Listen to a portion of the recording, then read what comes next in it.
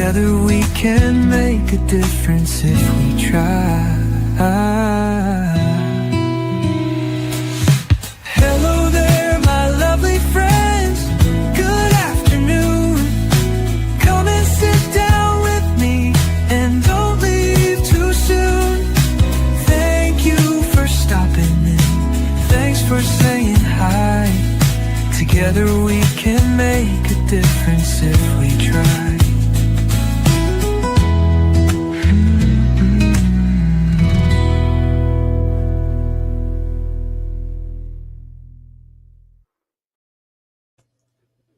Well, good evening, everybody. I know that was an afternoon song, but we can play those in the evening, right? For sure. We can play them all day. If you want to Yeah. ask my 2 cents. It was relaxing. Well, thank you. We need the relaxation, you know? I do. I was actually playing some Louis Armstrong while I was waiting for us to get going. And My that mom's was nice and favorite relaxing. song of Yeah. all time is What a Wonderful World from Louis Yep. Armstrong. 100%. Yeah. It's so cool, huh? Yep. I actually found a song that was Over the Rainbow and What a Wonderful World combined. It was by this man that lived in Hawaii. And I had put the some videos together of Tylee and JJ to that song. You know, of course it's copyright, but it's worth, sometimes you just have to do that. Yeah. You know, you're like, huh, I'm not feeling like YouTube songs. I'm feeling like this goes to this, you know? Yep. You got to have that music for your soul. Yes. So how are you doing? I'm doing okay. I noticed after my live stream earlier today that my eye is bloodshot. Like it's really bad. And I'm like, uh-oh, what is that? What causes that? So that's why I'm not on camera right now, because I feel like a Quasimodo. So, but other than that, it's pretty kosher. Just another day in the neighborhood. So how are you dealing with the Lori hearing today? I don't know. I don't know what to make of it yet. I don't know. It's aggravating. As far as like how, once again, I'm like peering at her and I'm saying in my head, like, are we really going this far again? And so I learned to not ask those rhetorical questions like, or like, this just couldn't get any worse. Could this get any worse? I don't do those kind of things because that's in fact inviting it to be even worse. Every time. So, True that. True that. We're here, and I mean, we're just basically pawns in her long game for sure. Yeah, and you say that you use the word aggravating. And sometimes it feels like she's actually trying to aggravate people. Mm-hmm. But then I go back to, I think she's just a psychopathic narcissist that's completely self-centered, and she just wants to be in the spotlight. And it goes with the territory. Yeah. It's like a continuation of their turning up the pain. Just like her and Chad, you know, Chad was like, you want me to turn up the pain? She's done it to Colby outright. She's done it on Dateline outright to, I mean, of course we're going to be watching. She knows that, you know, and then she's got her flying monkeys that go back and report to her. So, you know what I'm saying? I don't feed the monkeys. I don't. Yeah. She mentioned, did she mention in one of her hearings, or was it in one of her filings, that somebody in her family is reporting to her that or maybe it was the Dateline interview. No, somebody in her family is reporting to her that somebody has a blog on her about every single day. Yeah. Yep. Well, that was in Dateline, and it was in a court hearing too. Because she kind of stopped herself from saying it in her hearing. She was saying, I forget what it was exactly. And about her extradition. Remember how she wanted to know about her extradition? And the judge was like, that has nothing to do with this, basically. So why are you asking about that? And she was just like, well, someone had shared with me. And then I'm like, it has to be a third party. person like her mom is the only person that was really talking to her at as far as I was aware. So I don't know who the someone would be unless it's her little stepdaughter. I don't know. I don't know. Yeah. It's I'm not going interesting. to say what I heard or what I didn't hear because I'm on the fringe, like the far, far fringe of that world. So I'm not even going to speculate. I know. But it was an interesting comment by her. Yep. I mean, woman, it's like my entire channel content is nothing but of you, like, do you not realize how huge your crimes, not traumatic events, they're traumatic events for everybody else. For her, they are not traumatic events. She causes them. There's a difference there. She says that the media turns her traumatic events into crimes. That was interesting. Yeah. No, they don't. You are high, and it's got to be more than just Jesus. Okay, sorry, something, I don't know what it is, and that's what I do. That's my entire existence on this channel, is just to dive and I've dived so deep into these things that, I mean, even when I'm just explaining them to everyone, I have to like tell myself, like, I'm not crazy. This is not my crazy. But then I also relate to my uncle, in the sense that he was trying to get help for his wife because she was off the deep end. She was nonsensical, just like he said. And I mean, in the body cam, which I was I was never expecting to see those. I didn't know that existed. And so through the course of the case unraveling, they published them because they were, FOIA requested, and I got to see my uncle, and I just saw his frustration. Like, he was at his wit's end because just explaining her crazy, but everybody is treating him as if he is crazy. Not just everybody treating him like he's crazy. She makes you feel crazy. Yeah. Yes. She makes you doubt the reality of your logical thoughts. Yes. And evaluation of the situation. And that's what he was going through when he called the cops, and we see that body cam. He's trying to figure out if he's the crazy one or she's the crazy one. And who's going to believe him and who's going to believe her. And they called her in and they did a psych evaluation. And the psych evaluation said, oh, she's fine. She's no danger to herself or anybody else. Oh, really? Yeah. And Destroy, Gabe Bonilla is the bishop. And he was like, well, Destroy didn't really sound like, and the cop also, well, Destroy and murder are two different things. Well, I beg to differ. That they weren't speaking in Mormonese. Okay. That's how I look at it. You best take those things and not just throw them off to the side because they sound weird, or, you don't sit there and go to the, what do you call that? The letter of it, or the, oh my God, this is what they all do. Not the letter. It's kind of that same sentiment. The semantics is what I mean. Oh, right. Like, right. Semantics. Destroy. What does that mean to you? It's like, I don't know. Kill me. It also is weird that she's talking about Ned inhabiting his body, and Eplos, whatever it is, and Garrett, these three evil spirits. And I mean, come on now. It's so freaking batshit crazy, for a lack of a better term. I'm sorry, it is what it is, but it's so out there. And it's made me even question my own, like, sanity. I wake up, I used to wake up in the beginning of this, and I would just think, like, oh my God, zombies?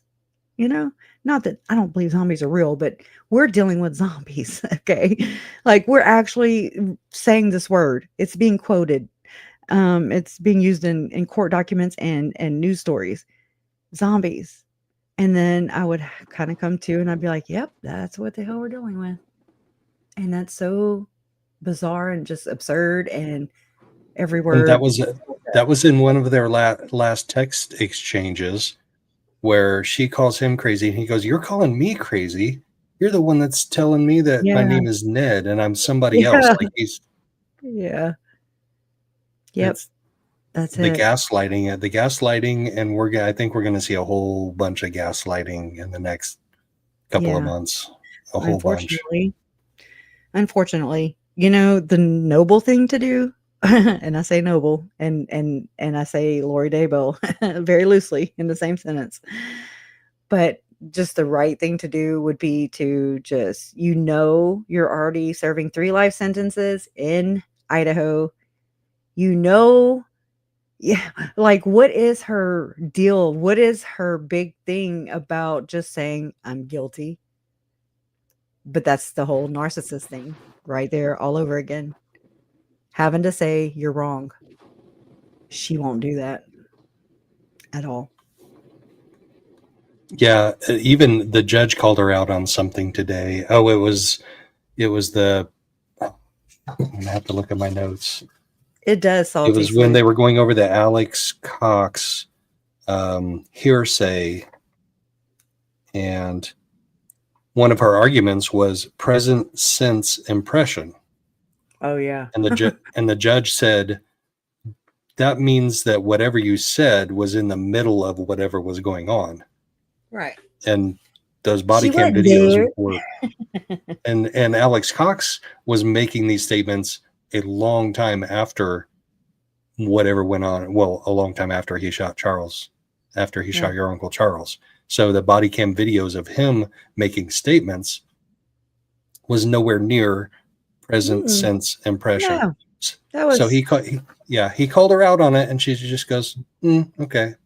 Yeah, because she would have had to. Because she would have had to have admitted that her and Alex texted each other twice during the whole thing, but between him shooting Charles and her leaving, and then him lying dead on the floor for 43 minutes, dead or about to be dead, and then she also went and purchased flip-flops and went to Burger King, dropped JJ off at school. Then she also went to Summer Shiflett, her sister.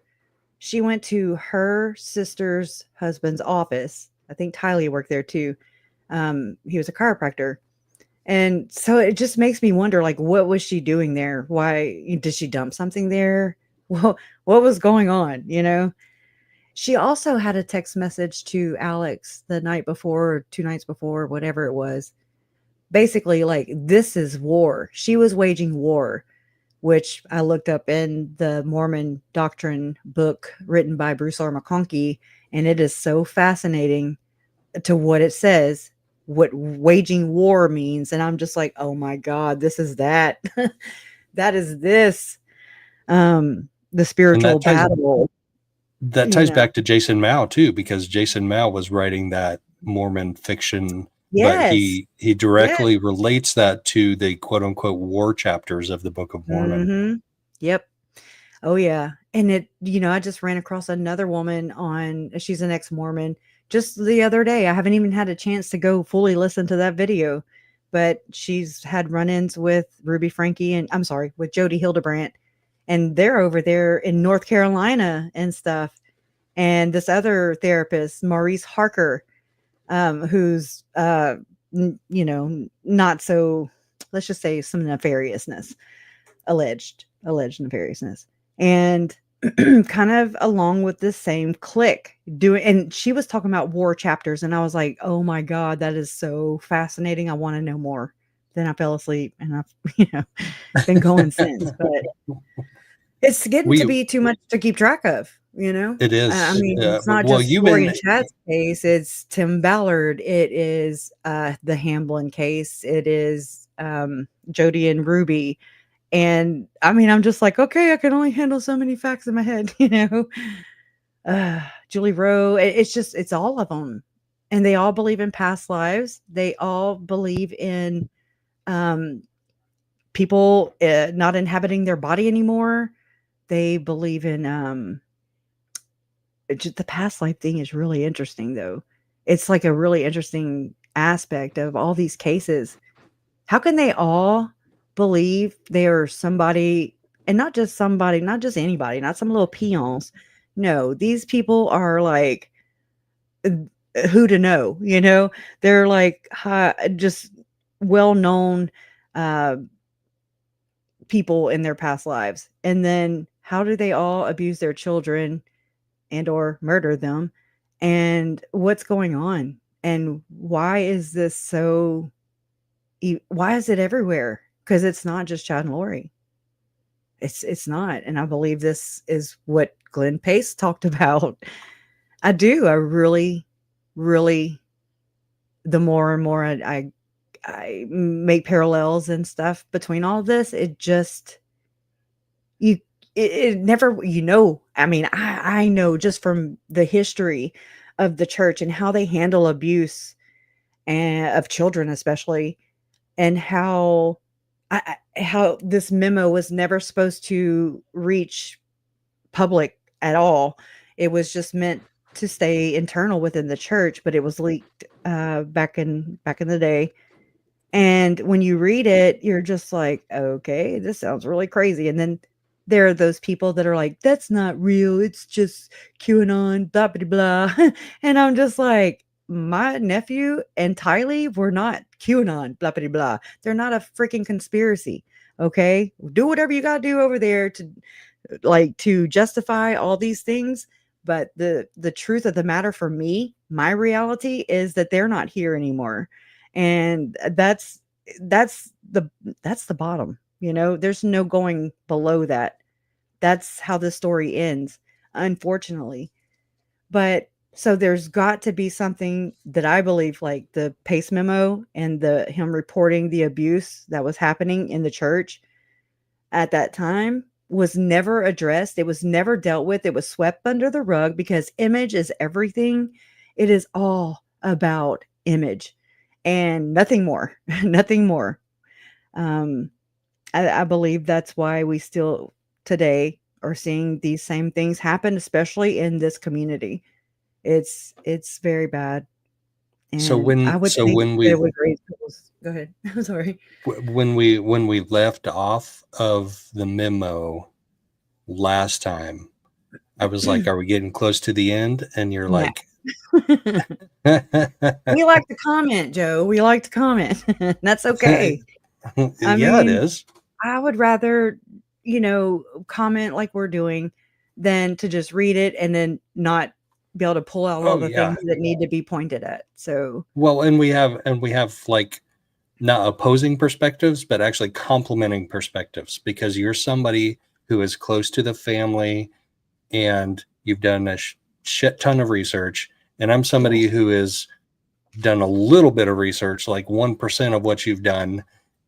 And I'm also former LDS. So we've got perspectives I like that. I do. That we can both bring into the discussion about the memo.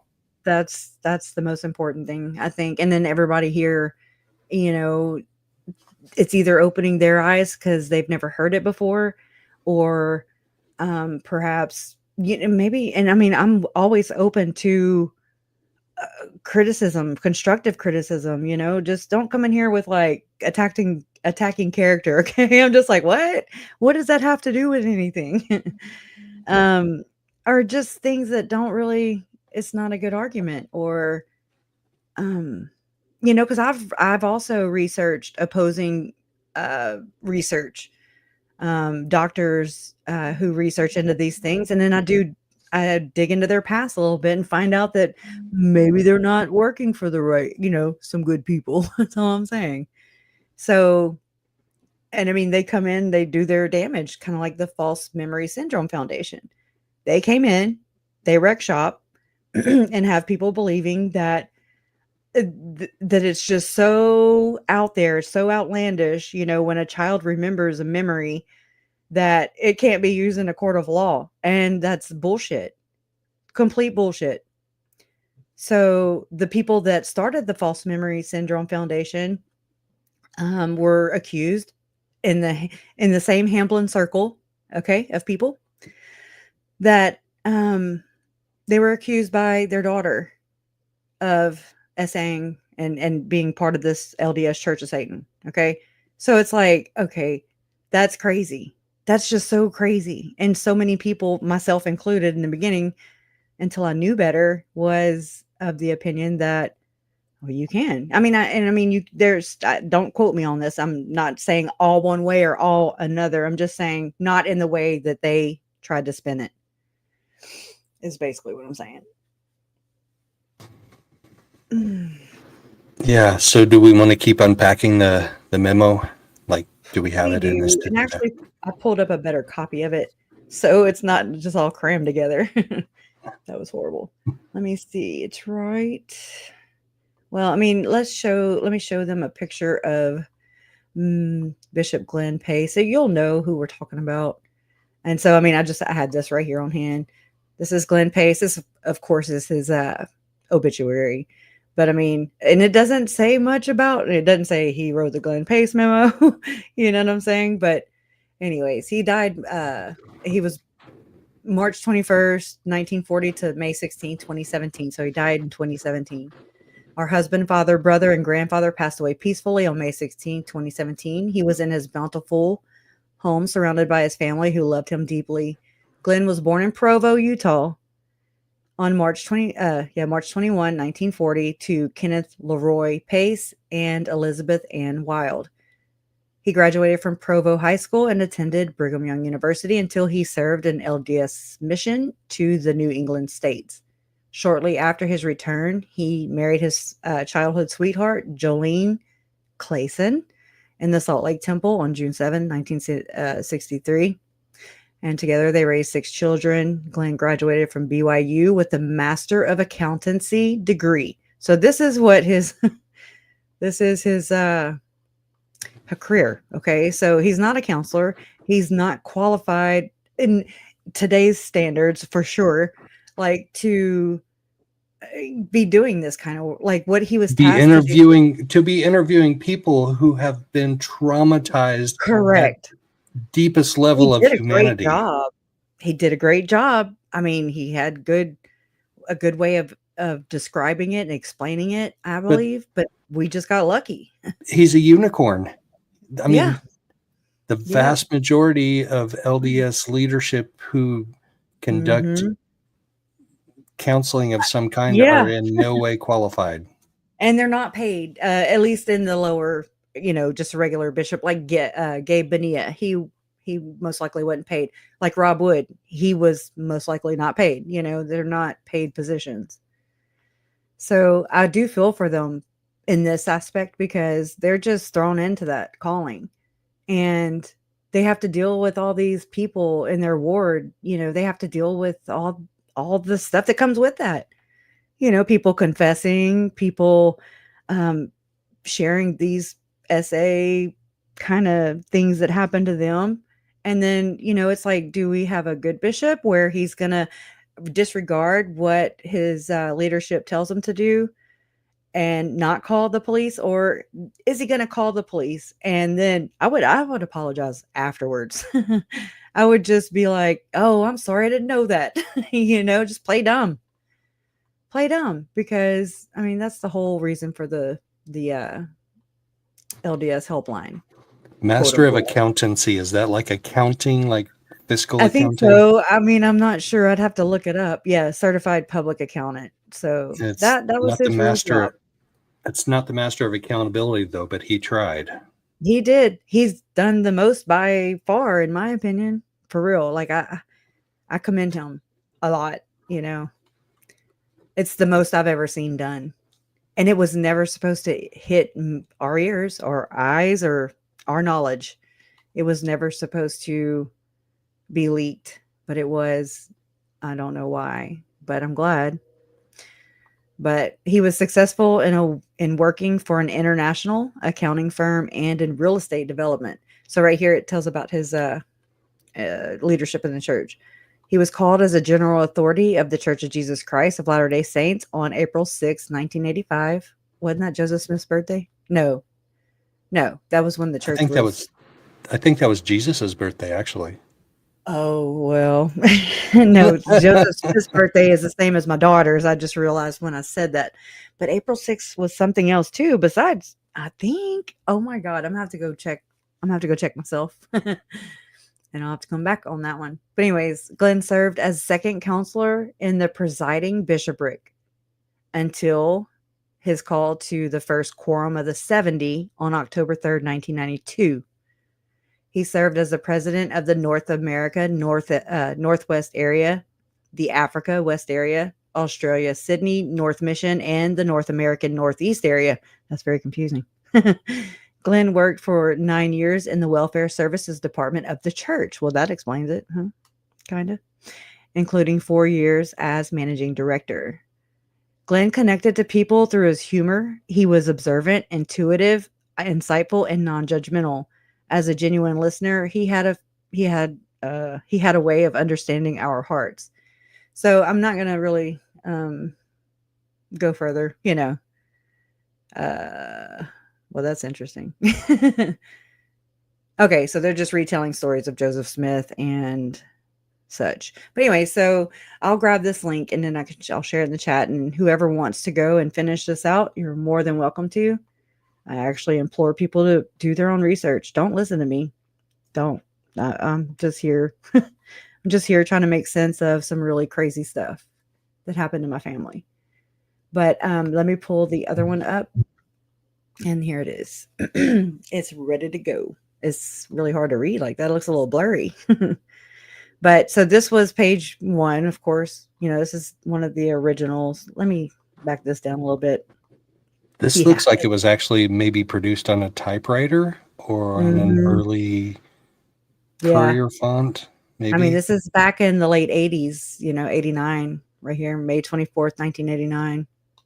Let me see. It won't let me highlight, but anywho. So I think we made it to the bottom of page 2. I think. Oh my gosh. So I think I remember putting a note on that last time, but I have since forgot. I'm just kind of reading to see. Yeah, we did. Everything is completely reversed. White is black. Black is white. Good is bad. Bad is good. Satan is going to rule during the millennium. Right. So children, this is the interesting part to me. This is the most eye-opening part. And even though we read it last week, I think it's just worth mentioning again.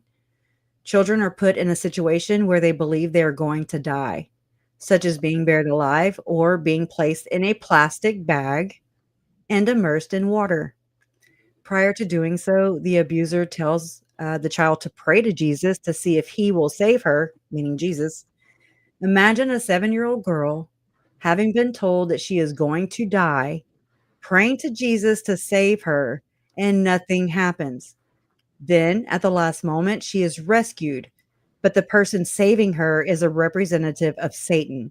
He uses this experience to convince her that the only person who really cares about her is Satan. She is Satan's child, and she might as well become loyal to him. That, it gives me chills. Because it's so jacked up. I can't imagine this. I can't imagine doing this to my children. But it makes sense in the lot of things, It makes sense as to what I think is going on in these cases. This logic, this kind of belief system. It's totally inverted, turned on his head. You have anything to say? Because if not, I'm going to keep on scrolling. You can keep on going. I think there's like a term for it, like this type of psychological. It's a hornet's nest. I'm kidding. Psychological abuse manipulation. There's got to be a term for it. It's just, besides spiritual, depraved and disgusting. This is the satanic aspect of it, I believe. This is where, a lot of people are like, it's never been proven because they don't appear to be worshiping Satan. Instead of asking for Satan to inhabit their body, they're asking to be cast out. So that was like Lynn Packer's, that was his logic behind it. But my thing is, they are worshiping and calling Satan Jesus. Okay. That's what's going on here. It's like, how in LDS, a lot of the definitions are changed. They're different. It's kind of like that. Just like that. Reinterpreted. Yeah. because the Bible wasn't right. So the narcissist, Joseph Smith, in my opinion, changed it. So it was right in his mind. Right. You know what I'm saying? But that same attitude, that same, like just what you said. Anyways. All right. That's the very foundation of the Mormon religion, LDS, whatever you want to call it. He claims that Jesus appeared to him. Where have we heard that before? And said, none of these churches are true. Right. I'm going to use you to establish the one true religion on this earth. That's the foundation of the church. You're going to have to reiterate that for like hundreds or like what? How many years have they been of religion? Almost 200 or around 200? 1830 something, 1832 maybe. Right. So what have you had to say? And what do a lot of people have to say? You know, the church is true. The prophet is true. I mean, it's very beat in, you know, like it's very indoctrinated. Sorry, I had to take a sip. I had to wet my whistle. Okay, back to that because I jumped over there with you guys. Okay, I'm just gonna start here. Okay, and we're at page 4. But I think we've already passed all this. So let me continue. Let me try and not go back over the same things. However, they told me the position. Okay, I'll start here. I go, let's see. No. I'm sorry to say that many of the victims have had their first flashbacks while attending the temple for the first time. The occult along the Wasatch Front uses the doctrine of the church. This is interesting to me. Uses the doctrine of the church to their advantage. Dude, this brings up Julie Rowe for me. For anybody who follows the case, who knows about Julie Rowe and what that's all about, that's, in my opinion, what has been done, especially in Chad Daybell, Lori Vallow, that case. For sure, it's got to be happening over there in Ruby Frankieville. Jody Hildebrandt. And I mean, it just seems to go right because, and Tim Ballard too, because they all talk about, you know, it's like, you don't really know the member doesn't really know because it's not different. But then it's like, well, here's these new doctrines you ain't heard about, girl. Come over here. And they're in the corner, you know, talking about the mysteries of God. Okay. And that's why Melanie Gibb is like, go ahead. The secret documents is how the Book of Mormon started. Joseph Smith said, I found these golden plates buried in the hillside where the angel Moroni showed me where they're at. And I'm going to go back and I'm the only one that can look at them. And I'm going to look inside here and I'm going to interpret them and you're going to write it down. And it was always conditional too. Yeah. Oh yeah. Like you have to not bring these people, but bring these people, or you have to, didn't he have to go visit his brother's grave? I don't remember and that he part. Rob the grave or something. I mean, that's just what's kind of out there. I don't know if there's truth to that, but again, it tracks with the rest of the story and with what we're seeing now today. Yeah, well, seer stones were involved in that interpretation of that. So was, you know, being a water, you know, when you have the oh my gosh, I just went blank. Those whenever you're trying to find water, the little sticks or whatever. Oh my God. What are they called? Salty would probably know. Divining rods. I think that's what they're called. Yep. Okay. So that is also, you could, you know, put that under the same thing as used in pendulums, seer stones, scrying. Janet Russin is a scryer, allegedly. In Tim Ballard's case, she's actually Janet Russin in Tim Ballard, OUR. That whole story, she was used by the Apostle M. Russell Ballard, and she was, you know, kind of sent to Tim Ballard to help him in his missions to quote unquote rescue children, right, who were being trafficked. Well, turns out, Vice News reported on this, that Janet Russin was actually, you know, a psychic, and that's what Tim was using to provide him with intel. And this started with the Gardy Marty case. the little boy that was missing, where Tim Ballard allegedly told M. Russell Ballard to have a camera crew there because they were going to rescue the little boy. Well, they never have. Not one time. Not one damn time. And this is in Haiti. And so he believed that based on what a psychic was telling him? That's the story. Oh, boy. Yeah. And I mean, this is coming from people who used to work for Tim, not just the women who are accusing him of using the couple's ruse, which is the tactic, the same thing that Chad told Lori. I think we were married before in a past life. It's the same thing. It's to justify whatever the hell they're going to do. I don't know if I would want to engage in a relationship with a woman who would believe that line. Exactly. And anybody in here, if you ever hear it, you run for the hills while you're calling 911 at the same time. Okay. Run and don't stop until you get help, because and it's not just Tim, it's not just Chad, it's also Julie Rowe that used this pickup line. It's also who else? I don't want to stop there, but it just goes. The fact that it exists is disgusting and weird. It's really weird, and it's very unique. And so, researching these cases while my family's case was unraveling, I was like, wait, what? No. Okay. I mean, one time, okay, but not twice, not 3 times, not more than that. That's no longer a coincidence. Okay. And it just becomes like, what's really going on what's going on here? And I don't know what's happening. Can I look behind the curtain, please?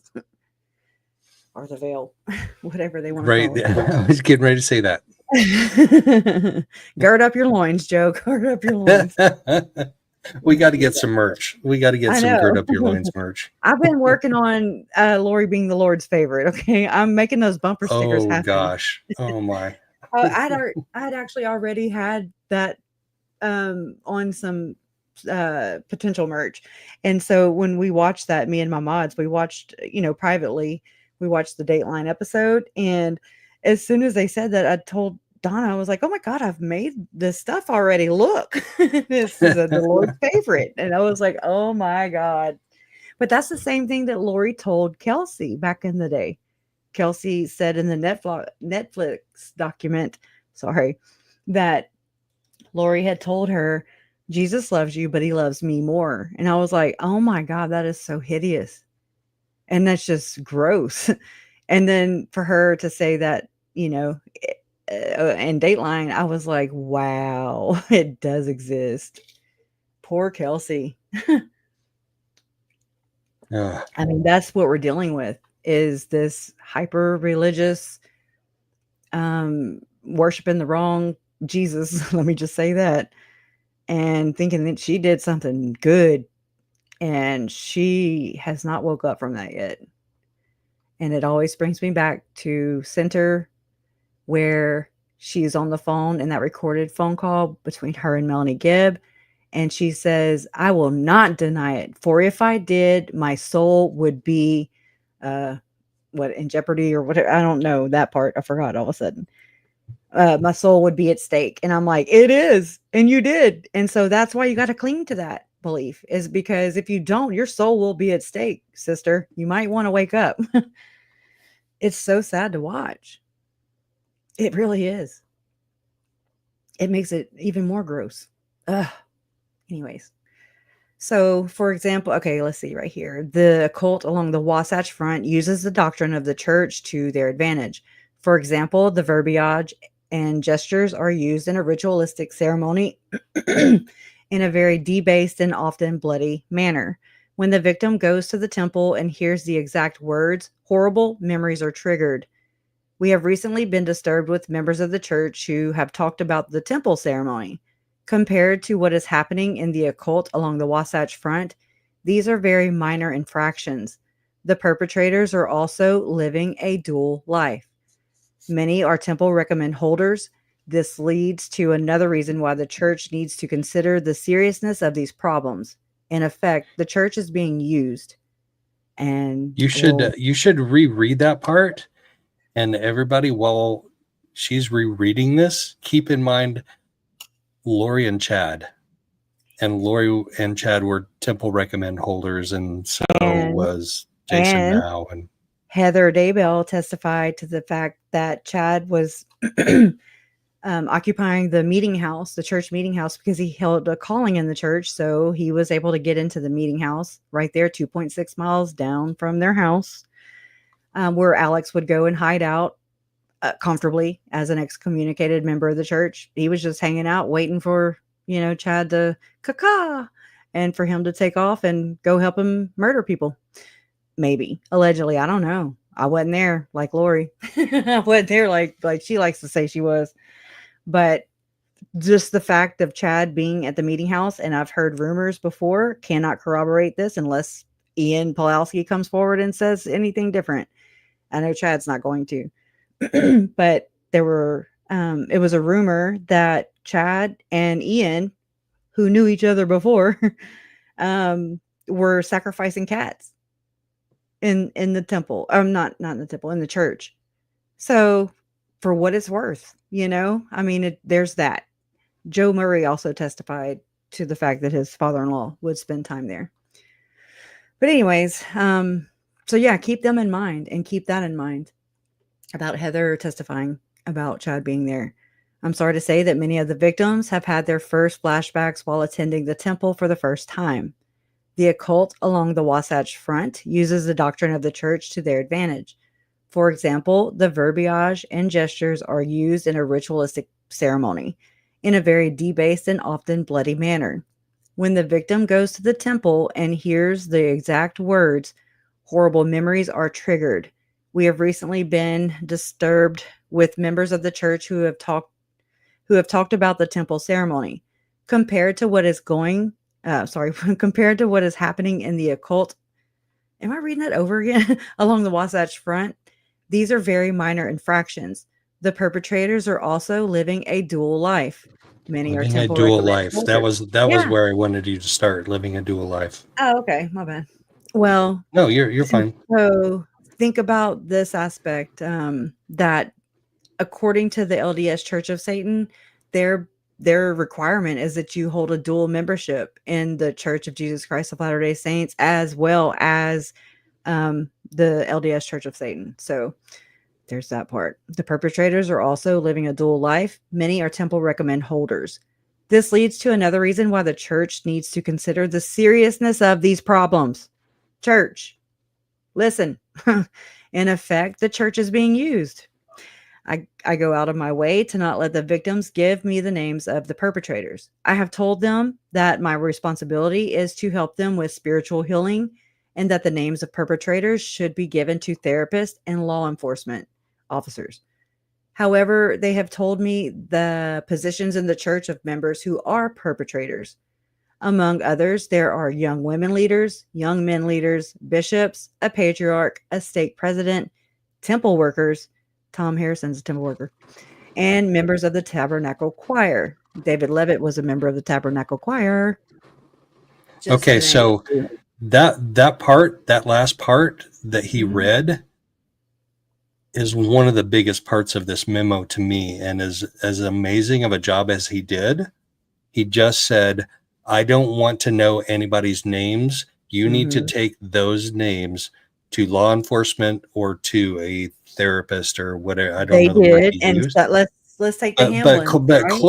But clergy is responsible to report this to law enforcement too. Exactly. Mandatory reporters, yet here we are still fighting it today. Today, because it's never being dealt with. As much as he did good in this memo, I'm sorry, dude, but you heard stuff that should have been reported to law enforcement. Yeah, you're right. You're right. So, that's true. That is so true. So, okay, it's going to go on. The accusations. Okay, this is interesting too. These accusations are not coming from individuals who think they recognize someone, but from but from those who have been abused by people they know. In many cases, their own family members. And I was like, oh my God, this is freaking Lori. This is freaking Chad. This is what we're doing here. This is Ruby, Jody, all the people. This is all the people. Hamlin for sure. Whatever the form of abuse, our main concern is for the victims. Is it? But there are legal ramifications. Yes. We are disturbed to receive reports that a scoutmaster has abused the boys in his troop. Chad was in Boy Scouts as well. It is not difficult to imagine what would happen if we learn that a bishop or stake president has participated in the abominations of ritualistic child abuse. Not only do some of the perpetrators represent a cross-section of the Mormon culture, but sometimes the abuse has taken place in our own meeting houses. I mean, boom, psh. We can end there because that's enough for me. Oh my God. I don't pretend to know how prevalent the problem is. All I know is that I have met with 60 victims, assuming each, this is freaking alarming right here. Now, I mean, he is an accountant and he knows his way around numbers. Okay. So I know it's still a guesstimate, but I'm going to hold on to it because he's the only one that looked into the situation. Okay. Assuming each one comes from a coven, which is an interesting word, of 13, we are talking about the involvement of 800 or so right here on the Wasatch Front. Okay. I just want to sit with that for a second. 800 or so. Is this the first time that coven has come up in in the memo? Yeah. Yeah. So why is he calling it a coven? Is it because there's witchcraft going on here? Not the number good 13 is not. Yeah. Yeah. There's that. Or I think I say it wrong. Some people say coven, some people say coven. I don't know what to say. Except, oh my God, And this was coven. Back in the late 80s, and we know that it hasn't been dealt with. And if so, it hasn't been dealt with in the right way. So how many are there? And I don't even want to ask that question. It's one of those rhetorical questions I don't want to know because I would probably fall out if I really knew. If there was really an answer to how many of these practicing Satanists there are just on the Wasatch Front. And right now, yeah, I'm just, woof. Obviously, I have only seen those coming forth to get help. They are in their 20s and 30s for the most part. I can only assume that it is expanding geometrically and am horrified the numbers represented by the generation who are now children and teenagers. Ruby, Chad, Jody, Lori, and so on. Another reason for concern is that there are several doctrinal issues, multiple moral probations, first and foremost, that need to be resolved. The church and society in general are very skeptical as to whether the occult and its activities do exist. I'm here to tell you that they do. I'm here to testify that they do. There is Preach it. Preach it. Huh?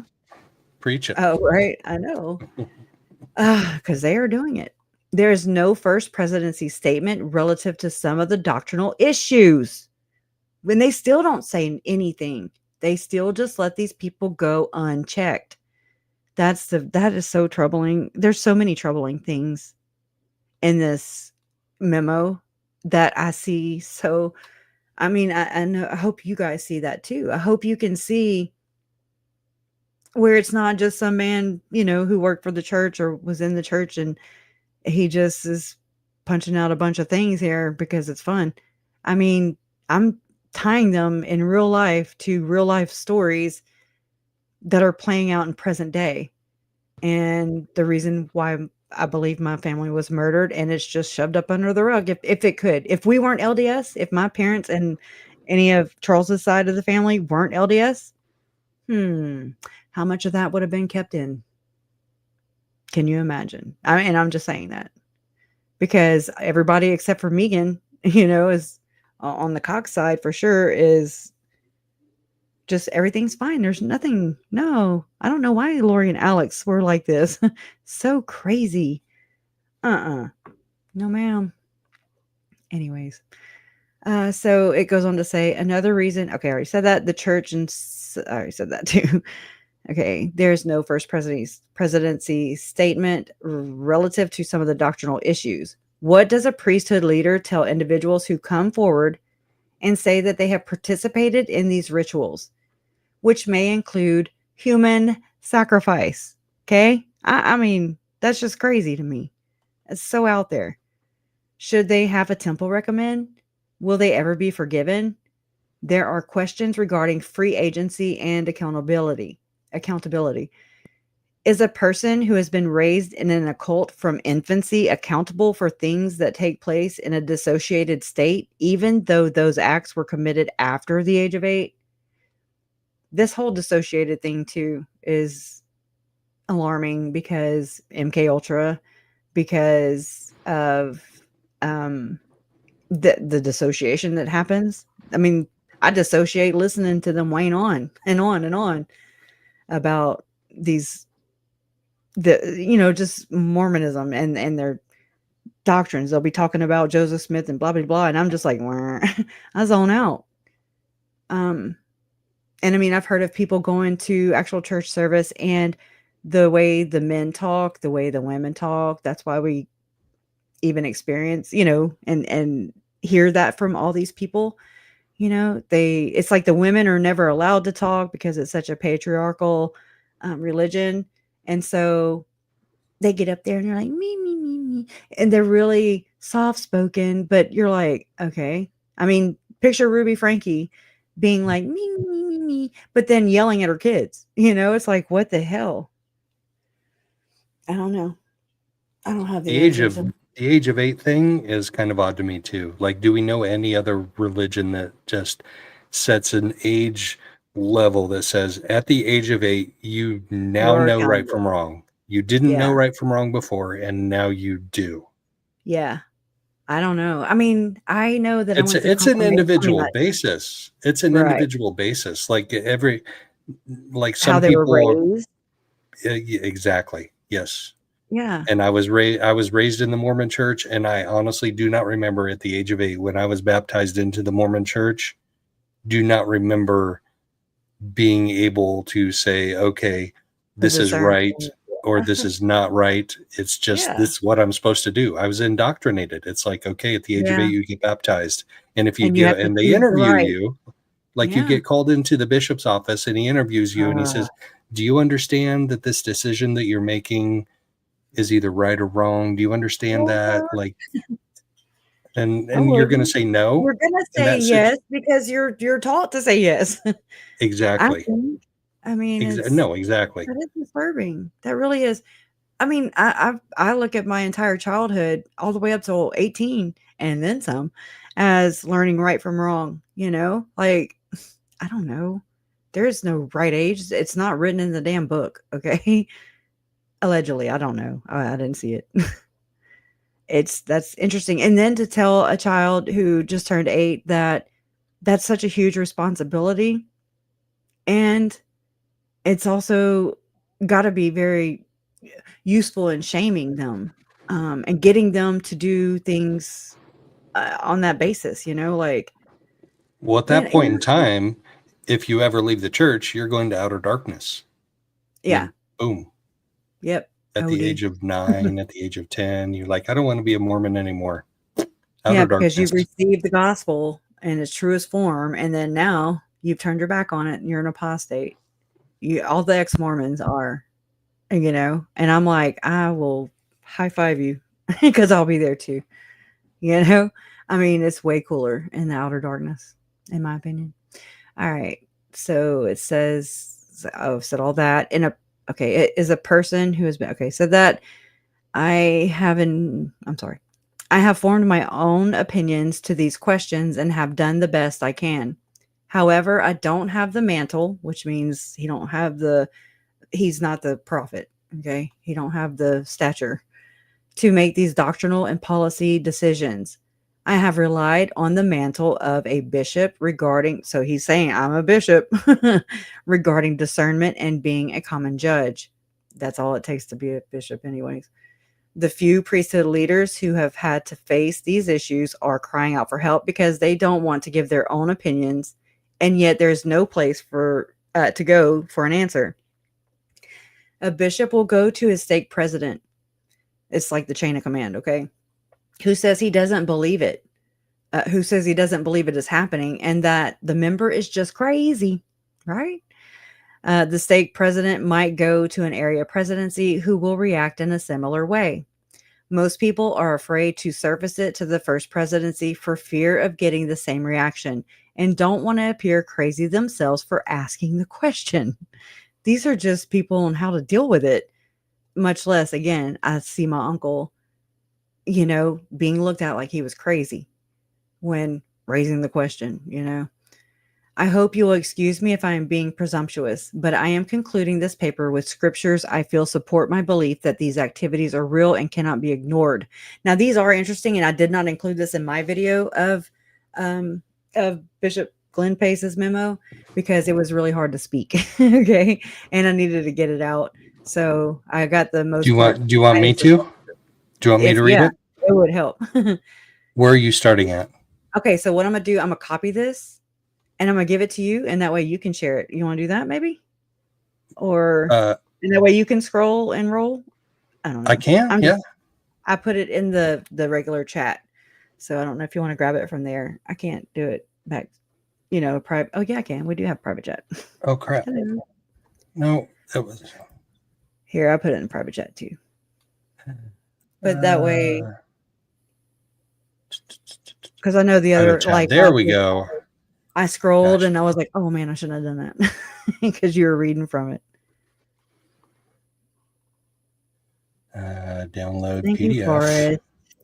It's going to take us a minute. Everybody just kind of subscribe, hit the like button, and share if you can. It all helps the channel and directs others to the stream. Thank you very much, says Forrest. We appreciate you. I put it right here, Salty, in the chat. All you got to do is click the link and it'll bring you right to it. And so I did it again. I mean, I can't email you, but hold on. Yeah, I'll get there. Do you want me to set up a free trial? And I'm like, what? Okay. Why do I need to set up a free trial? My bad. Okay. I didn't mean to throw a kink in it. We can just do it this way. Oh no, I got it. Okay. I must have clicked on a bad button. Here we go. Oh, I always click. All right. What page are we on? We are on page 6, where it starts with the scripture. So I'm gonna stop my screen and then be like, "Hey, y'all." Hey, Carolina. Okay. Okay. Good, Salty. I'm concluding this paper with scriptures I feel. Okay. So let me unshare yours, which means I got to go back to.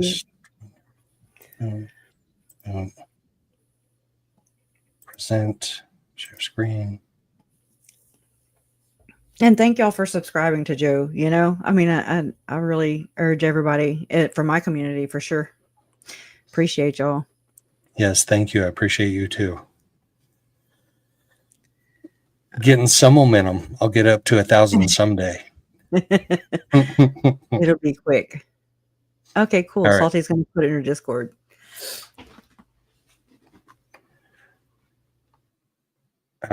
Hope you will excuse me if I'm being presumptuous, but I am concluding this paper with scriptures I feel support my belief that these activities are real and cannot be ignored. The things I have been writing about go back to Cain and Abel, so that's biblical. Always keep Lori and Chad. That's all I ask for this whole. Anytime I'm around, keep them in mind with what is being said here. And secret combination. Satan said unto Cain, "Swear unto me by thy throat, and if thou shalt tell it, thou shalt die. And swear thy brethren by their heads and by the living God that they tell it not. For if they tell it, they shall surely die." Is this from a biblical verse? It's something used by mine. I don't know. I don't know what biblical verse. This that thy father may not know it. And this, okay, yes, it is. Okay, I remember this actually, this getting into this part. And this day I will deliver thy brother Abel into thine hands. Yes, this is biblical, like from one of the first books in the Bible. Oh, Don't King ask James me. Version, probably, because that's Yeah. the one that Joseph Smith. Yeah. He Yes. loved. And Satan sware unto Cain. Oh yeah, the Mormons like tell you don't like get the New King James Version, don't get any other version. You got to go back to the original King James. They will actually say as long as it's translated correctly. They probably evolved a little bit. They evolve on a few of their opinions about stuff. I hope so. I hope. Satan It's sware one unto of the things. Cain that he would do according to his commands. And all these things were done in secret. And Cain said, truly I am Mahan, the master of this great secret, that I may murder and get gain. Wherefore Cain was called Master Mahan, and he glorified in his wickedness. Moses 5:29-31. All of the experiences I have heard about have to do with secrecy, swearing not to tell, murdering to get gain and power. Wherefore Lamech, being angry, slew him, not like unto Cain his brother Abel, for the sake of getting gain, but he slew him for the oath's sake. For from the days of Cain there was a secret combination, and their works were in the dark, and they knew every man his brother. Moses 5:50-51. Right there, I want to just point out the fact that they're talking about an oath. Okay. And with all the research I've been doing, it's into Freemasonry. It's brought me everywhere. It's literally brought me every freaking where. And I mean, I know there's oaths made in the temple, which I believe those are not good. By other accounts, like, anyways, it's just interesting to me because what I seem to think this is it's like the church's way of scaring their people or warning their people, whatever you want to call it. And it's the same thing that you see with Lori and Chad and Tim and others where they're using the same kind of doctrines, like, oh my God, these are secret combinations. And Brandon Boudreaux is a Gadiant robber. He was one of Hitler's whatever. I'm actually looking that up right now so I can share it. But it seems like the things that they are warning people about or accusing people of is exactly what they're doing. Projection is so pervasive in all this in what they're doing. And so I look at it like, okay, they're just trying to, scare people about these things, but yet they're actually about these things, if that makes sense. It's so hard to put into words. Yeah, I can remember growing up in the church that it was a bad thing to swear an oath. Yeah. Swear ye not an oath is in some scripture somewhere. I remember that from whenever I was in Sunday school or seminary or whatever. Swear ye not an oath. Another thing.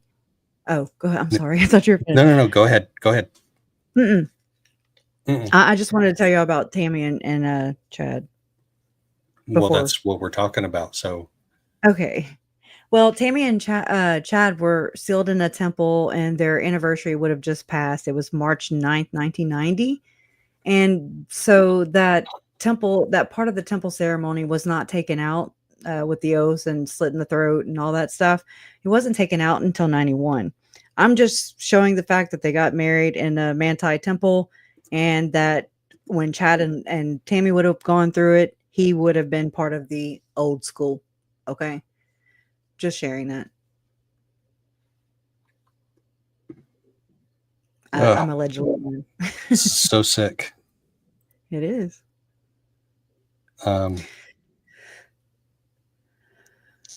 For from the days of Cain, there was a secret combination, which we were also warned against, and their works were in the dark. Yep. This does sound like a lot of secret societies, doesn't it? Mm-hmm. And they knew every man his brother.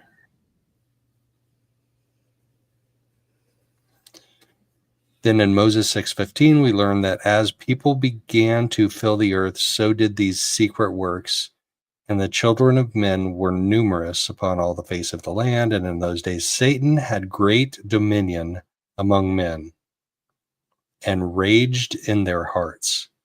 And from thenceforth came wars and bloodshed, and a man's hand was against his own brother in administering death. Oh my. Mm-hmm.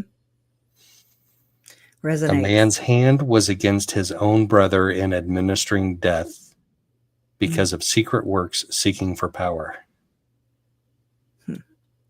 Money, power, sex. That's what this case is about. It starts to resonate, especially when you read it out loud yourself, because it's like you taste the words coming off your lips and you're like, wow. I don't know if it's just me and just because I'm so close, and maybe that's why, or if there's something there, or both, two things can be true. No more remote viewing. Thank you for the super sticker. I appreciate that. Yeah, thank you. That'll keep us doing more difficult research.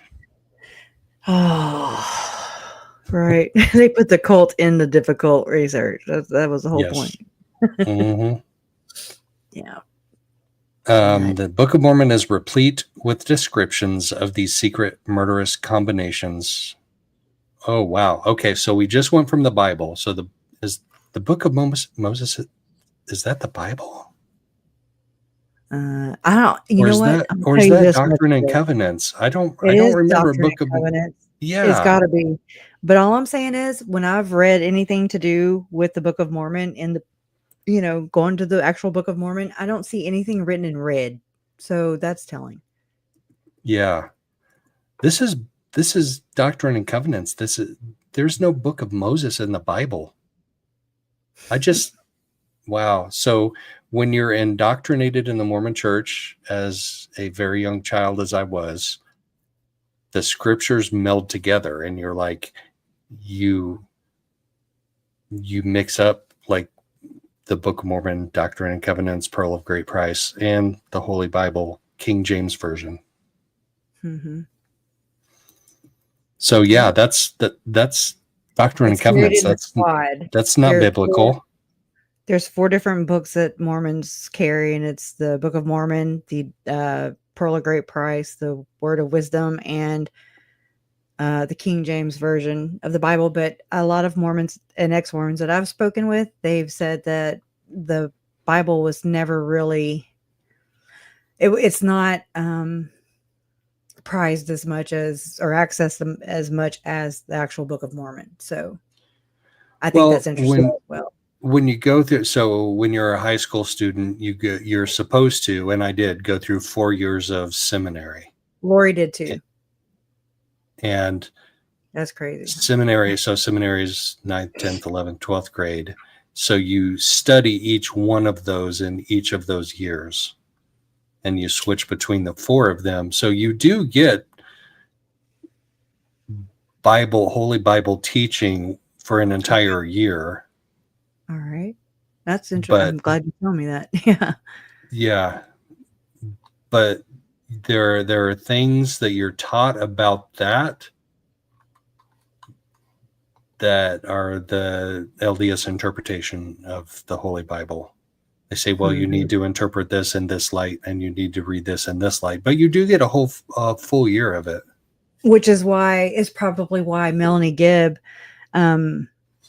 she mentioned in one of her police interviews with Chandler, I think it was, that actually I'll pull that clip up while you're talking in a minute, but she, at the very end of it, she says that she looked up the church of she called it the Doctrine of Devils is what she called it, and that these are secret combinations that Chad and Lori were part of, and obviously okay, so it's just interesting because she's like, I looked it up, the definition. So that is something that they do a lot, it seems. Or they have in this case, for sure. People in this case. Yeah, I mean, that's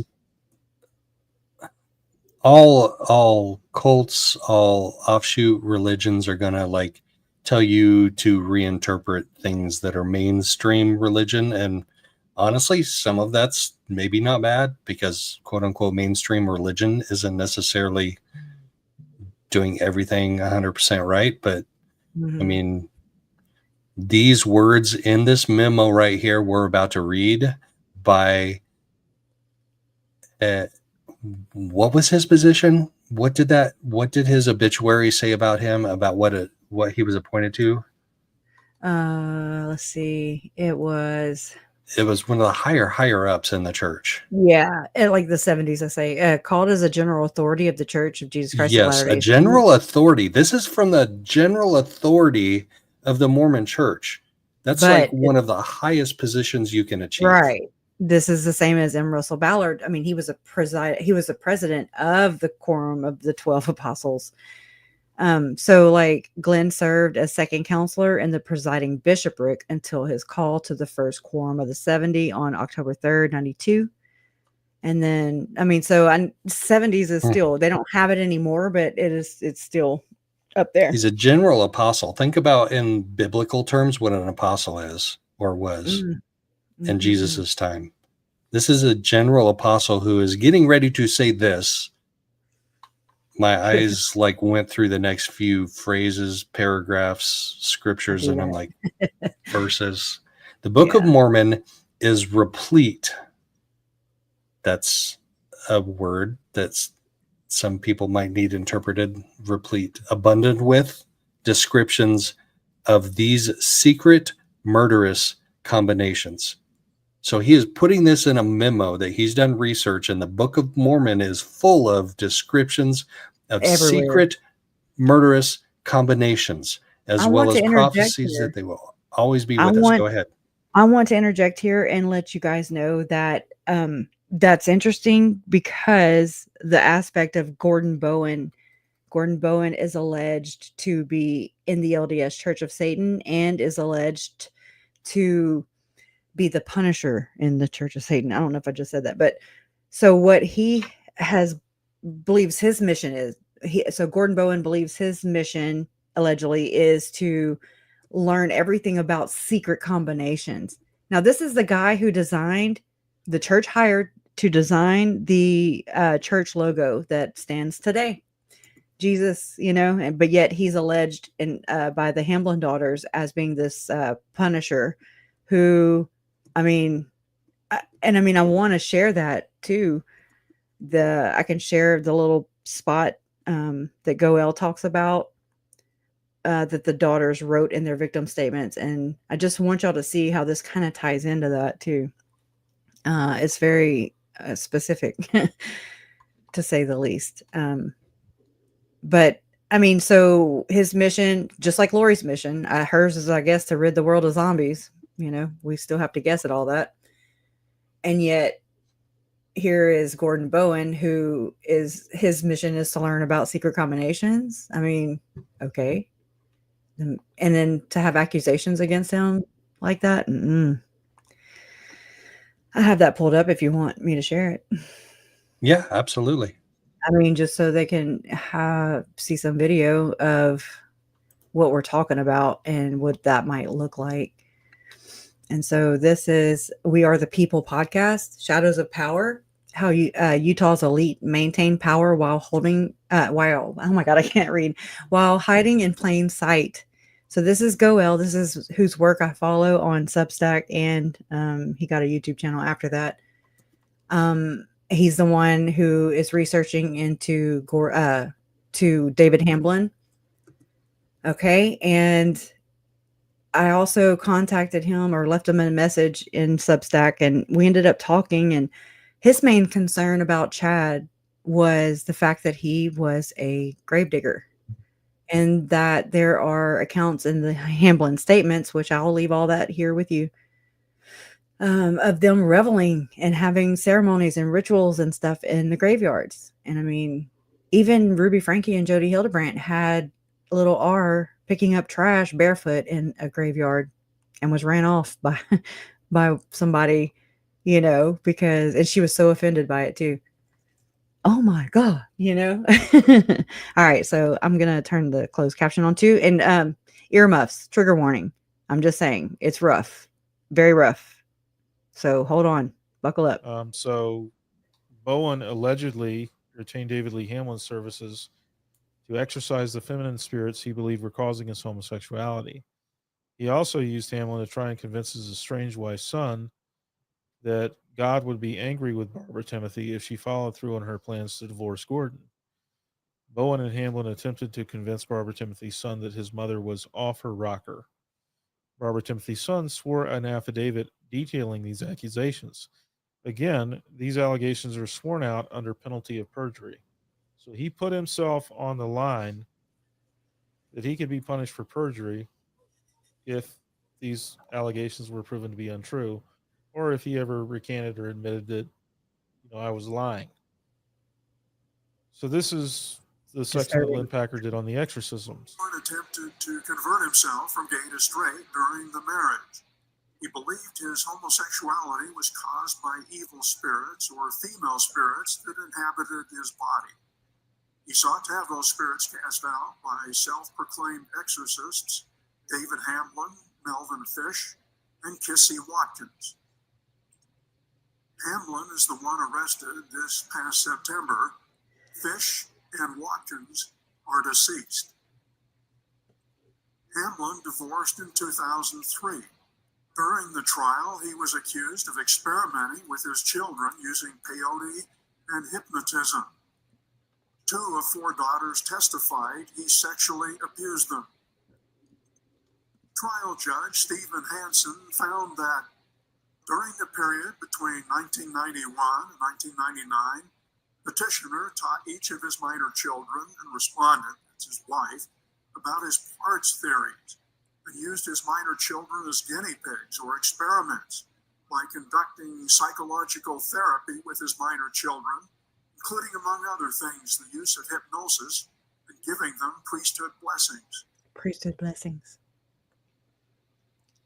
Petitioner gave each of them, including, and I've redacted out the daughter's name, peyote, on at least one occasion. One daughter became violently ill as a result of using peyote, and another became dizzy and hallucinated. Kissy Watkins attended BYU and the University of Utah. She was a returned Mormon missionary. She worked with David Hamlin. She engaged in quackery, practicing Christ-centered healing and cranial osteopathy and foot zoning. Foot zoning. Dr. Melvin Fish wrote the book, Healing the Inner Self. I interviewed him prior to his passing. Gordon told me he was gay and needed help. Jody. Fish performed a kinesiology test and found Bowen possessed by 2 or 3 malicious female spirits who made Bowen 90% gay.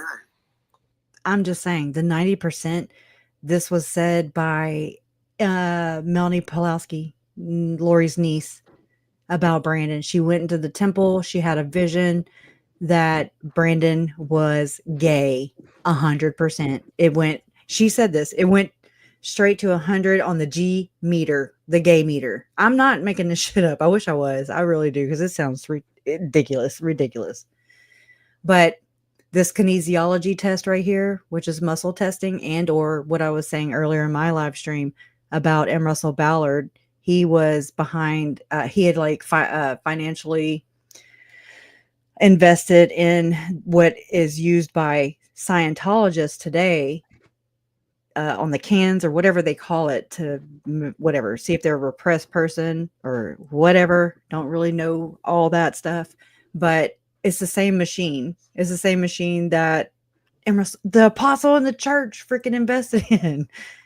And to measure, I mean, I'm just saying this kinesiology thing is basically what they're kind of doing. Chad Daybell and Tammy Daybell and Zelema Pastenes and Julie Rowe all went through this course designed by Dr. Bradley Nelson, the body code and the emotion code.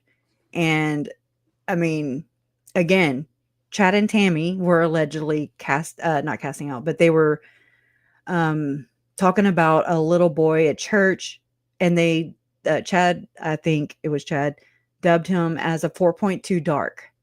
So this was going on even before Lori and Chad. But that's interesting, right? And then this whole exorcism stuff is what we see today with Lori and Chad casting out spirits, da-da-da. It's so if the crazy. spirits of the original people get kicked out of their bodies, are they getting kicked out by these people doing exorcisms and saying demons? Okay, Or, well, so demons enter their bodies and kick out their spirits. Their spirits go to the spirit world. They're no and longer then there. They have to kill the body. Well, the exorcism isn't an exorcism to remove an evil spirit out of a body. Allegedly. I don't know what they're doing. That's what I'm saying. Something's amiss here. Okay. Something is amiss here. I mean, first off, let's talk about just casting out or exorcisms, that they were mainly performed by priests in Catholicism. Now I'm no expert here, but I mean, as far as I knew in the very beginning of my research, I found out that Mormons didn't really even believe in this kind of stuff. So to have this whole section of Mormons who are doing this kind of stuff is very odd. Now, I don't know if that's true or not. I'm just sharing my experience, but casting out, exorcising. I mean, Mike Stroud does this. This is very prevalent in this group.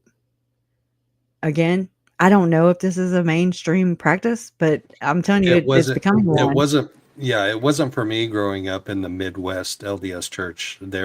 Exorcism was like a fantasy horror movie type of thing. Yeah. That's kind of what I gathered from all that too.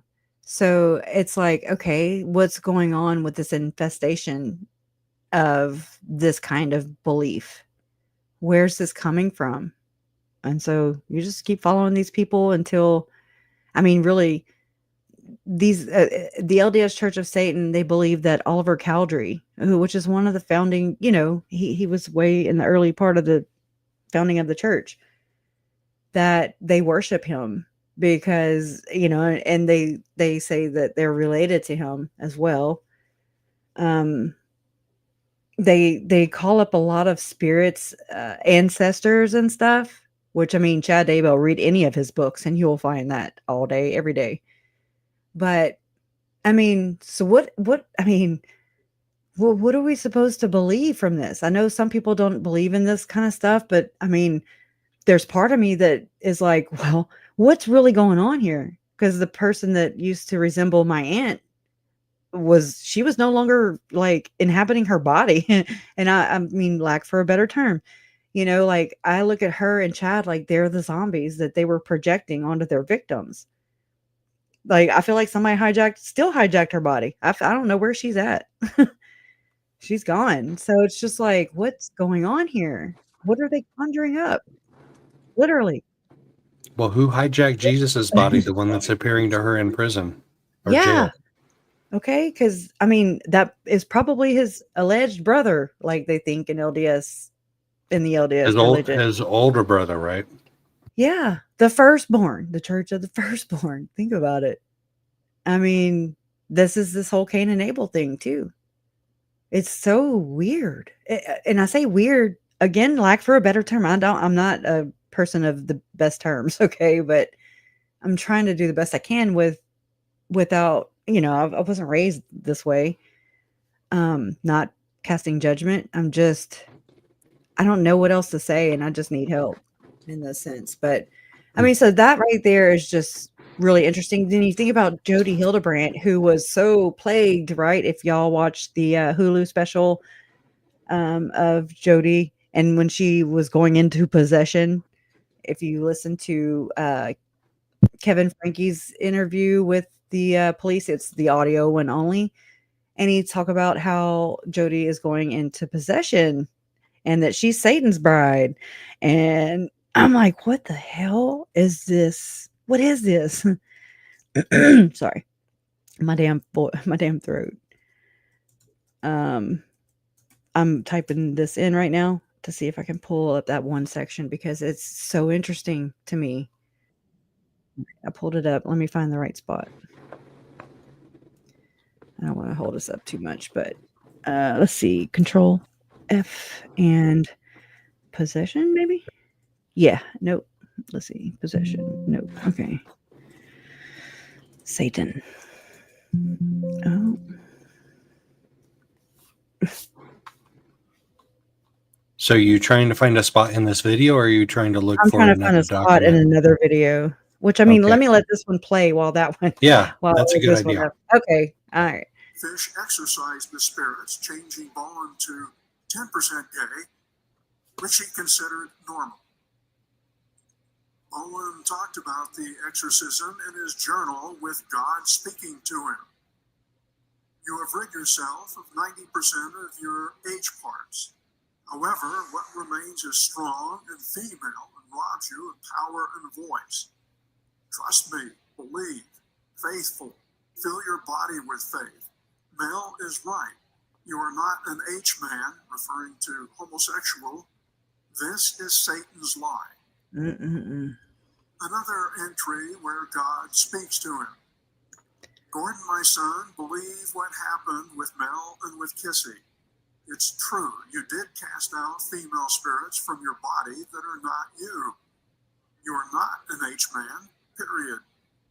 Okay, found it. One of Barbara's sons, by her first marriage, provided an affidavit about David Hamlin. Okay, check this real quick. All right, let me turn closed caption on unless they have it. I don't know. Oh yeah, it's up here, I think. All right.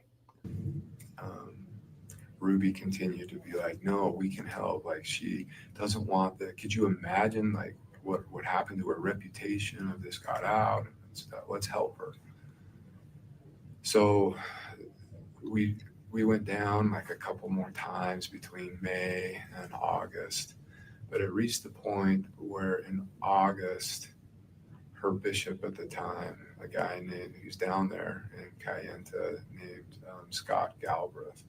He's not our bishop anymore, but I mean, he was going over there like every night, and he'd be there for like 4 hours, and he'd be like, I'm fighting evil spirits, I'm casting demons out, I'm crazy stuff going on, and finally he got to the point where he's like, I can't do this anymore. Like there needs to be some sort of resolution. It was at that point that they said, why don't you take her up to your house? And I was like, oh, hell no.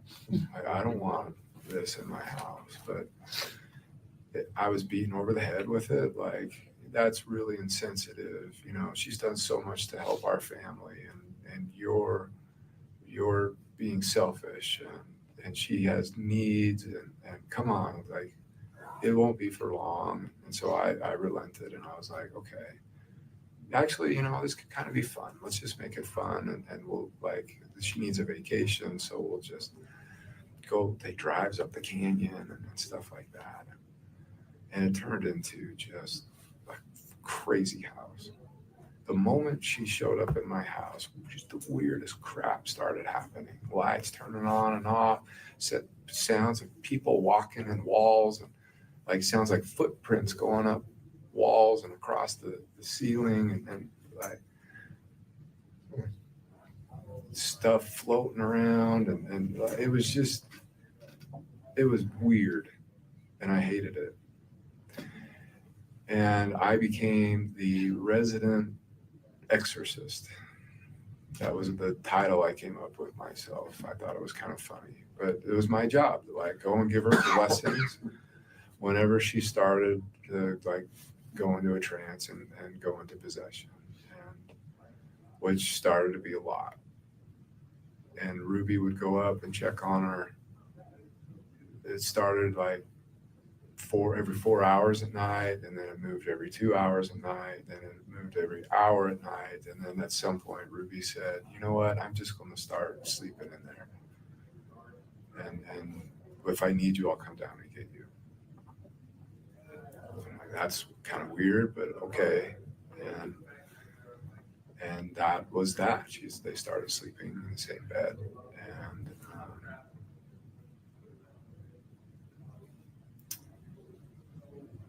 then she started having like trances and stuff. I would say probably September, where she believed that she was going to heaven and seeing God and Jesus and talking with them. And she would get together with Pam Botcher. Ruby, Pam, and Jody would get together and do these interventions. That's what they call them. And so they just go up and lock themselves in a room for 4 or 5 hours, and then they'd come out and they'd all just be on cloud nine. And Ruby would share with me, like, she had this amazing vision, and I wrote it and recorded it all down. And we have a work to do from God, and you're part of it, and the bishop's part of it, and we're all part of bringing all this stuff to the world. And so it was, and it continued like that until I wanted to move on with life. And I would call it dragging my heels. So that was around October. And Jody flipped out because during one intervention, Chad was in the backyard with a bunch of friends. And it was my job to keep all the kids contained in the basement watching movies or playing video games. And I took the dog on a walk, and I thought they were done, but they weren't done. And Chad had all his high school friends over in the backyard. Jody flipped out. She was ready to come back to Ivan's on her own that night, and Ruby and Pam talked her into staying. But that was the first night where Ruby said, I want a separation from you. And it was an in-home separation. And so it was,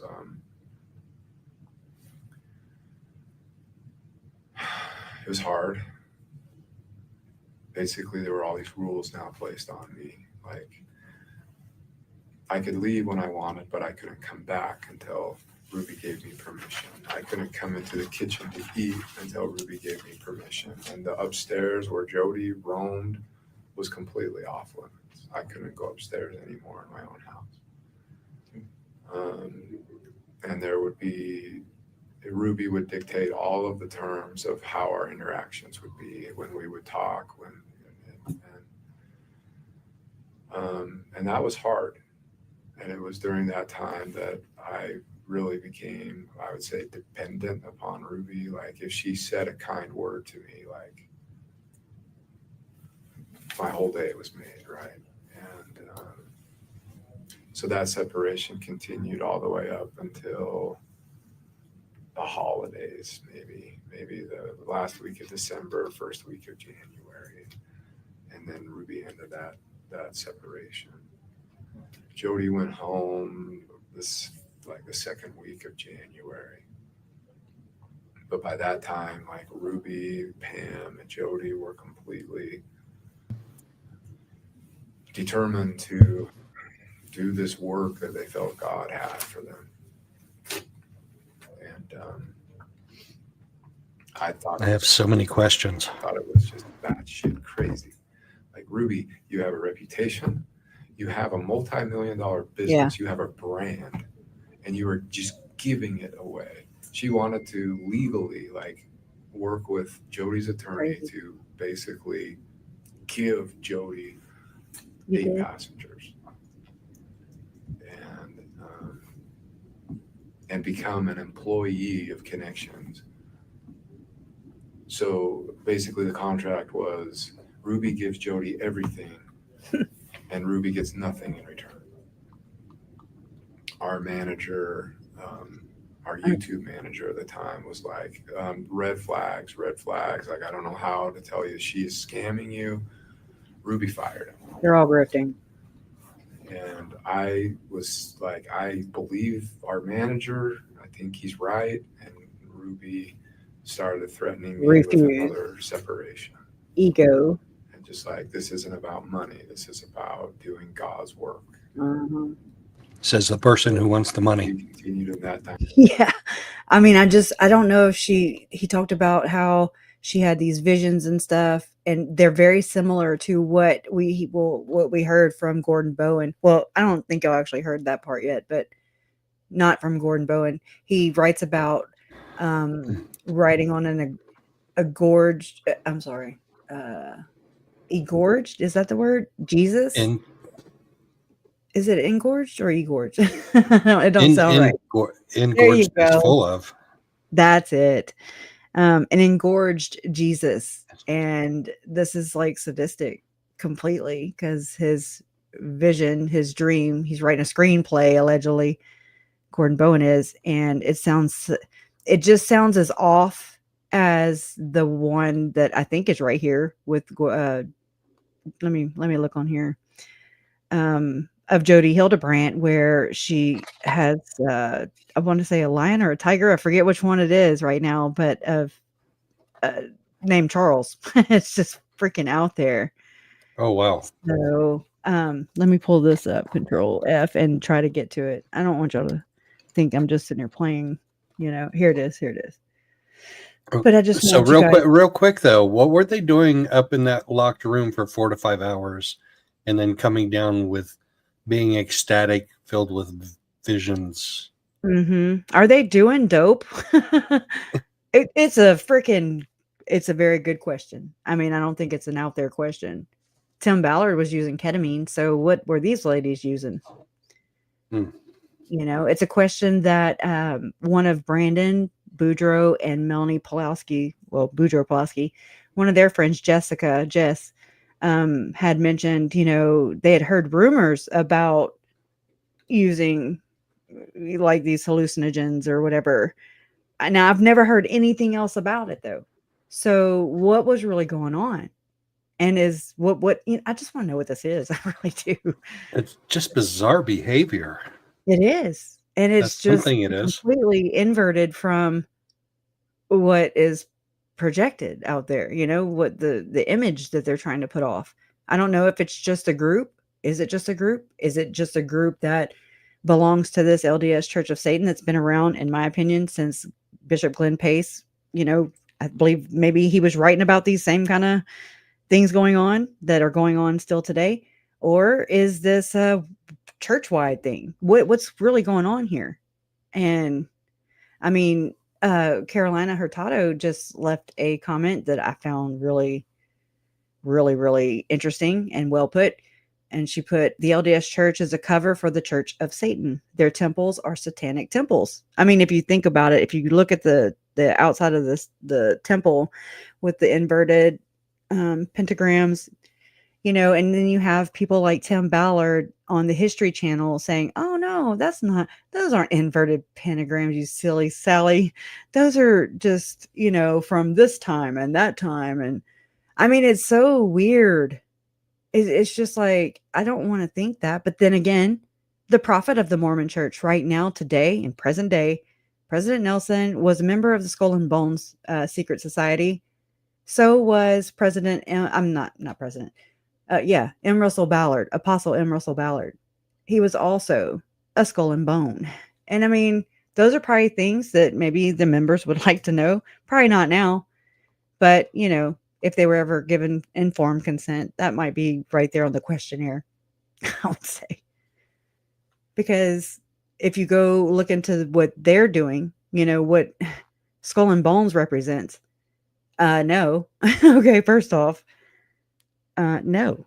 They have to get naked and lay in a casket with another one of the members or the initiates, and they have to tell them their deepest, darkest secret. And then they swear on these oaths. That's hard to say. Oaths. And that becomes more of their priority because they swear to that oath.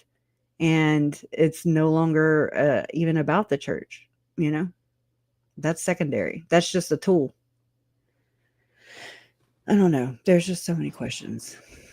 So many. And it leads to just more questions. Yeah. But here's this part right here where we're going to hear about Charles, the pet lion in heaven. Okay. Oh. And we can. Has it been an hour? Almost. I told you it wouldn't take an hour. I'm sorry. We're good too if you need to head out. That was seriously. I'm sorry. Yeah. The only questions I would have, just going back, you said that she was having these visions? Like, were you ever privy enough to understand or be told what those visions were? A couple of them. What were the two that they should tell you about?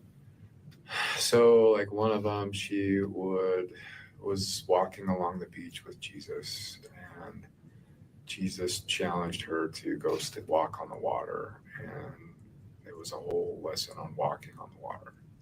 Another, she would walk with Heavenly Father and Heavenly Mother, and she learned about, she had a pet lion in heaven named Charles. I don't know why I never forgot that name, but it was like this massive lion, and she got to ride the lion and learned that, all about who she was and this pet lion and all. Who she was. There was another one where there was a lot of satanic ones where when she would go into possession mode, she would talk in like different voices. It was really creepy. But the voices would say, she's ours, we're not letting go. She is Satan's bride. She's mine. I'm going to marry her. So if she was faking it, she believed that she was trying to, or Satan wanted her as her bride. So then you said, just clarifying, so the last time you saw the kids was when you separated that in July, is that what I'm thinking? Of 2022. Do you have any questions for us? No, I'm just really interested in the pen papers. Like, for my own curiosity, I want to know what was going on and all of those little interventions. I'll look back through the photos because, like I said, we documented everything in the home, whether we took it or if we didn't. And then I'll reach out to Mr. Kester and let you know. I have But a couple of observations when you're done. yeah, go for it. So I always thought it was interesting, now that you mentioned that she was riding a lion. Kevin told me that when they were having these group meetings, she would never show up. She would show up on the WebEx, but in place of her person would just be this X for the connection. So it's like this Wizard of Oz thing going on. She never showed her face. She always covered herself. Yeah. Like, even in the hottest of summer, she would wear these hoodies. She would smell so bad. Oh, God. She would never bathe. But she was trying to hide her arms and stuff because she was a cutter. Apparently, Ruby told me they were just like mutilated. Yeah. So the other thing that I think it's important for them to know is during that whole time when you were out, you only had communication with Ruby maybe 3 or 4 times. But each That's his time, attorney. or at least on some of the occasions you spoke to her, she's telling you that everything's blissful, we're doing well, everything's so much better without you. Oh, this is about the that money. would be communicated to me by Jody every week, and the men's groups too. And it was just like, you're abandoning your family. And it always hurt so bad because it's like, I want to be with my family so bad. What do you mean I'm abandoning them? If you wanted to be with That's exactly what they were doing. They were abandoning those kids. My God, it's so backwards. Yeah, that's a similar gaslighting thing that Lori did with Charles Vallow. How? I'd like to know. So, I don't mean the specific circumstances. I just mean telling him that he's the crazy one. Yeah. Okay. Now I know kind of what you mean by that. It's interesting. It's disturbing too on every level, but I mean, I just really want to know what's plaguing these people. What is happening to these people? So much so that they will murder their family and if 5 years later do a Dateline debut and still lie and still cackle about this, blame her own daughter. What are we dealing with? I understand the narcissism thing. I do. But what happened? What's flipped the switch? It's not the Lori I met and not the one that she presented to me. But then again, that's the one she presented to me. So do they just go on for years and years, decades even, and just have this, covertly lurking in the shadows, literally? And then just one day they're like, rawr, what is going on? Well, she got introduced to Chad and his. Okay. But I have a question for you, Joe, and everybody here. Have you ever read someone's books and then fell in love with them? Has anybody fallen in love with Chad Daybell? Because I've read his books. I have not fallen in love with him. So that to me is absurd. Okay. You can't tell me that she read his books and then was like, oh, yeah. Right. There was some angle to it, though, some aspect to it, though, We're that missing something. that feeds into her narcissism, that she's not getting what she thinks she needs from Charles, that she didn't get from Joe, that she didn't get from the two before that. Yeah. I get that. Yeah. I can see that big time, because with each ex-husband, with each divorce, she got increasingly, it's like Joe set her off. And then Uncle Charles was there, and just maybe she was just cute and he liked her. I don't really know. I don't know, because I wasn't there, but it just makes me wonder. Because, I mean, it's been like revenge ever since. And like Colby said in his live stream the other night, it's like Lori makes it sound like whenever she, because she made up this whole, I went to heaven when I was giving birth to Tylee. I met her in heaven. She said she wanted to do the mission. She was all happy to do so. And then it's like Colby said, it's like Tylee killed her. That's what she makes it sound like. She's the victim. But yet, I mean, I've noticed a lot of terminology used by Lori and others, but mainly Lori, where, Hiplos, when you look it up, it means, and you can only find it from, and I don't know if I'm saying this right, Cebu, Cebu, or Cebu. I don't know how to say it. It's like overseas in the, I would say, Oriental area, Orient. I don't know. I don't have it right in front of me, but the definition there for Hiplos, Hiplos, was to loose, to like free, to liberate, which also brings some more questions, because I've heard Tim Ballard say, we liberate the children, we liberate them. Do you know what liberate? I found liberate means Satan. And I forget where I saw it, but so I don't have that right here. I wasn't expecting to share that, but to unchain, to free. And that's what they're doing. Sometimes I believe in their minds, at least, they're setting them free. And I don't know I don't know. It just is so, I know what's happening here. I see the evidence. The evidence is a lot of mayhem, a lot of wreckage, a lot of victims in their wakes. So what do they mean by loosen, Hiplos, setting them free, liberating? It's just something to kind of think about. Yeah.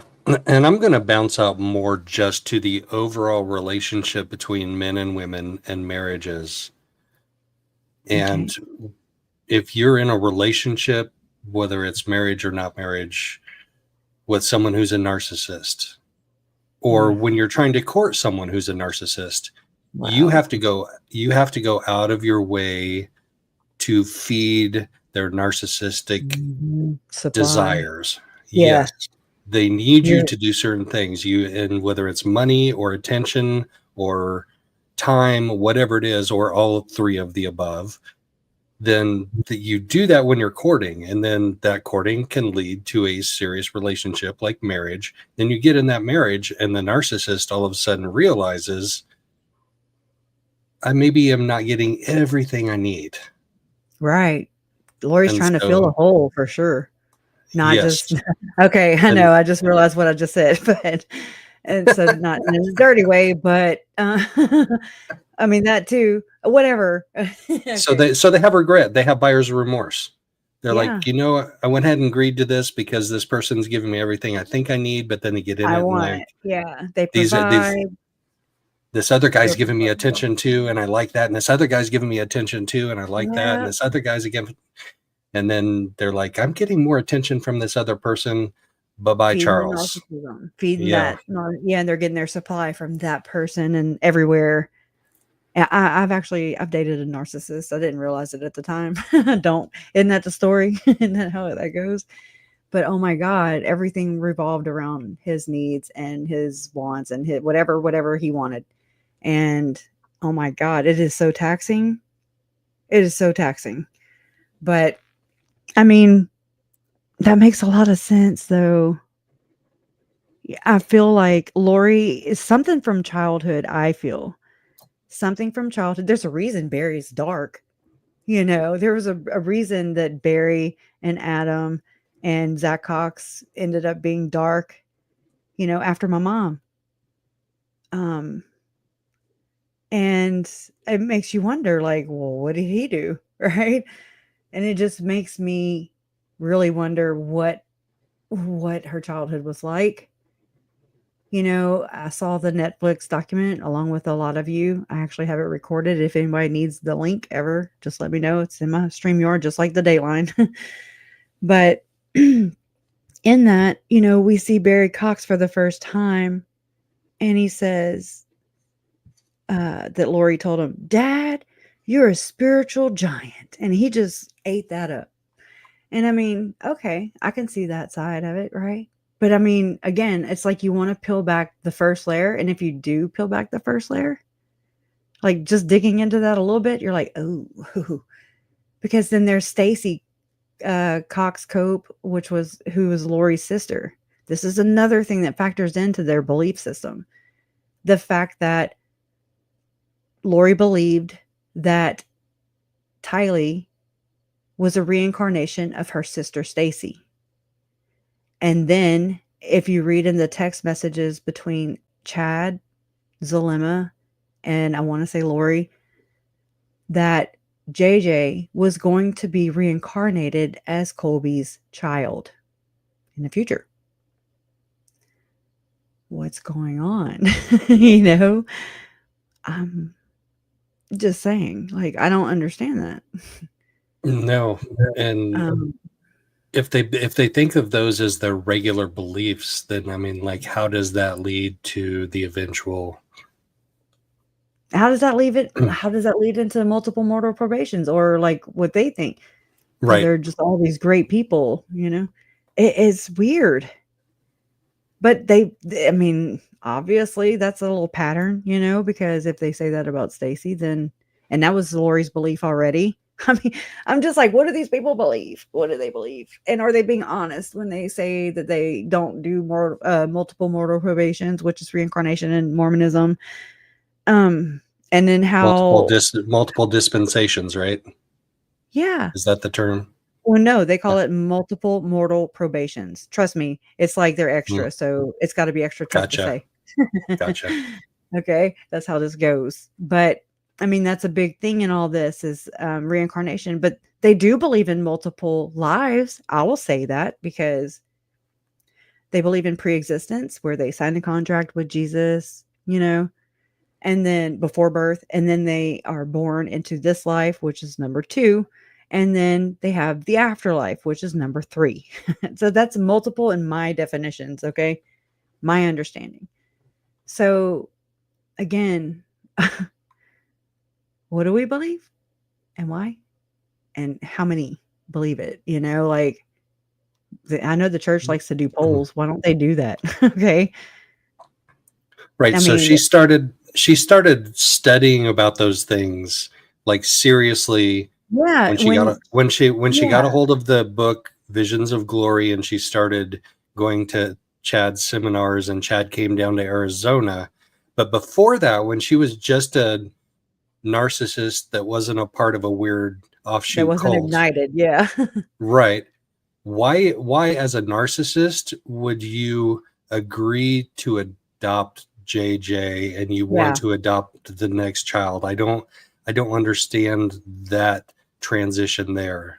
The rationalization behind that. Exactly. Yeah. Because she actually talks about that in her testimony with Melanie Gibb. Let me see. I'm trying to pull it up. She says, so I had to adopt this child, or I had to be with this husband to have this child, to adopt this child. It's weird. I mean, so maybe we could take a glimpse in that, but it's up to y'all. I mean, I'm just here. I can bring up stuff all day. It's kind of my thing, but it's I don't think we'll ever understand her inner motives and her rationalization because she's irrational. You can't rationalize the irrational. My uncle called her nonsensical, and I mean, hello, that's a very good word. She's nonsensical all the time. But I mean, what was she like before this snap or whatever? Because holy crap. This is still the time she's telling Kelsey that Jesus loves you, but he loves me more. This is when she's telling my daughter that my daughter was special. I don't know, because I wasn't there. Wish I would have been. I'd have kicked her ass a couple times. Just, hey, girl, snap into reality. I mean, I don't know. And I mean, again, can a narcissist just be lying underneath the surface and only just showing a few of the traits, not just full force, full swing like we see? I don't know. Megan, when I had Megan on the one time, she told stories about going and visiting the Cox family, like over summer vacations and stuff. And she had all kinds of things to say about Lori. Yes. Yeah. Being sexual, just a very sexualized family. But again, it's like, I wish that Adam and Summer and Rex, I mean, how come Megan's stories are so different from what we're hearing from those three? Like, why?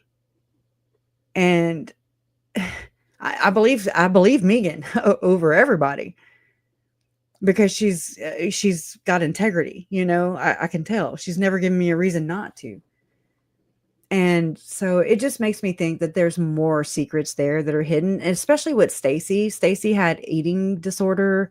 There's a whole filing that was filed by Steve Cope, which was Stacy's husband and Melanie Pulowski's dad. And there's this whole, like, it's crazy in the sense that, like, just how OCD Stacy was with food. You had to, like, sanitize your hands, wash your hands so many times a day. Melanie Pulowski was just a little girl. Her grandmother was obsessed, which would be Janice Cox, which would be Lori and Alex's mom, with watching the O.J. Simpson trial at this time. And Melanie Boudreaux was like wanting to be a boy, and she was calling herself Alex or AJ, or I forget what it was, or two different things. And she would wear a ball cap all the time, and she wasn't getting any like nutritious stuff from like milk because her mom wouldn't let her have it. It was just really bad. It was really, really bad. And then when you look at the symptoms of satanic ritual abuse or ritual abuse, that's part of it. You have Janice spitting out her food, just chewing enough to just get the taste out of it, and then spitting it into her napkin. And then, fat shaming her kids. And that's exactly what Lori did. I actually have a board that was from the pictures that were taken at the crime scene after my uncle was murdered at that house in Arizona, in Chandler. And there's a board that was in Tylee's room. Again, no beds, mattresses on the floor, just like Ruby Frankie did her kids, some of them. Okay. JJ had a pallet in the corner of Lori's room, according to Melanie Gibb. But I mean, what do I know? And on this board, it says how like not to eat past 7. It says, which is a thing in this LDS Church of Satan. It's all about keeping thin. Okay, so it's a whole lot of this going on. I'm looking for it actually while I talk, but anyways, Okay, so while you're looking for it, I have a little conversation going on in chat. And when Megan was on, she described her relationship to the Cox family. And I know she's Lori's cousin, but I don't know how. Her dad, Megan's dad, and Janice are brother and sister. So Janice is Lori's mom. Yep. Okay. And Alex's mom. Mm-hmm. Right. Yep. I mean, yeah. There's so many things, y'all. There's so many things. I'm scrolling. I can hear your mouse wheel. I know, and Really I have the quiet one. I was sure to buy the quiet one. You can't hear me click though. And that's kind of the sound that goes in my head though while I'm thinking. It's the Oh, definitely. But we have 83 watching right now, which is like the highest of the night. So we got to give them something. Unless you need to go. I don't. I mean, I really don't. I'm just here. This is what I do. It's actually helping me to get it out. You know, I think it's all about getting it out. I'm sorry, my phone made that. It wasn't on purpose. But it should be in here somewhere. I don't know. I just feel like it's here. If you need to share these out on your channel, I can't make it larger, but you know, just who's who. And how. Hold on. There we go. Oh, what? Oh, okay. I wasn't on there, so I was sharing it the whole time, huh? No, I just pulled it up. Oh, my bad. And I I'm just sitting there shared like, oh. I hate when that happens because it's like an inside joke. It becomes an inside joke because nobody else saw it. But yeah, it's like just kind of share these a little bit, and that way you can kind of, you know, it's a chart. You got to have a chart with Lori Vallow. And I was showing you this. I was saying my phone made that. I didn't do it. But I think that's a lot of the problem here is this generational thing going on here. So that's the lady in front is Lori. That's Lori and Alex's mom? Yes. Who is that? And there's Lori right here, and Melanie Boudreau-Pulaski right here, and Summer. Stacy's right here. It's not a good picture of her, and that's Lori and Summer when they were younger. And the Coxes were Southern California Mormons, right? Right here. Bleach blonde and all. You know, it's Lori, Alex, Steve Cope. This is Adam. Oh my gosh, that 80s hair. Oh my gosh. Right there. And the girls, that's closer to God, yes. Right? The higher the hair. Right. This is Summer and Stacy. This is Melanie Boudreau-Pulaski. Look at them ears. Oh my gosh. This is Barry and Janice. Now. There are several of those on the defense witness list. Yeah, that was very interesting. You know, Summer there's talk between Summer and Lori whenever Brandon had gotten shot at. And I mean, I've made a video about that and shared it where it so Summer's like, oh, Brandon just got shot at, his Tesla or whatever, the car he drove. And anyway, so Lori is like, do you think it was Edgar? And we're like, oh, Edgar enters the conversation, and we're like, who the hell's Edgar?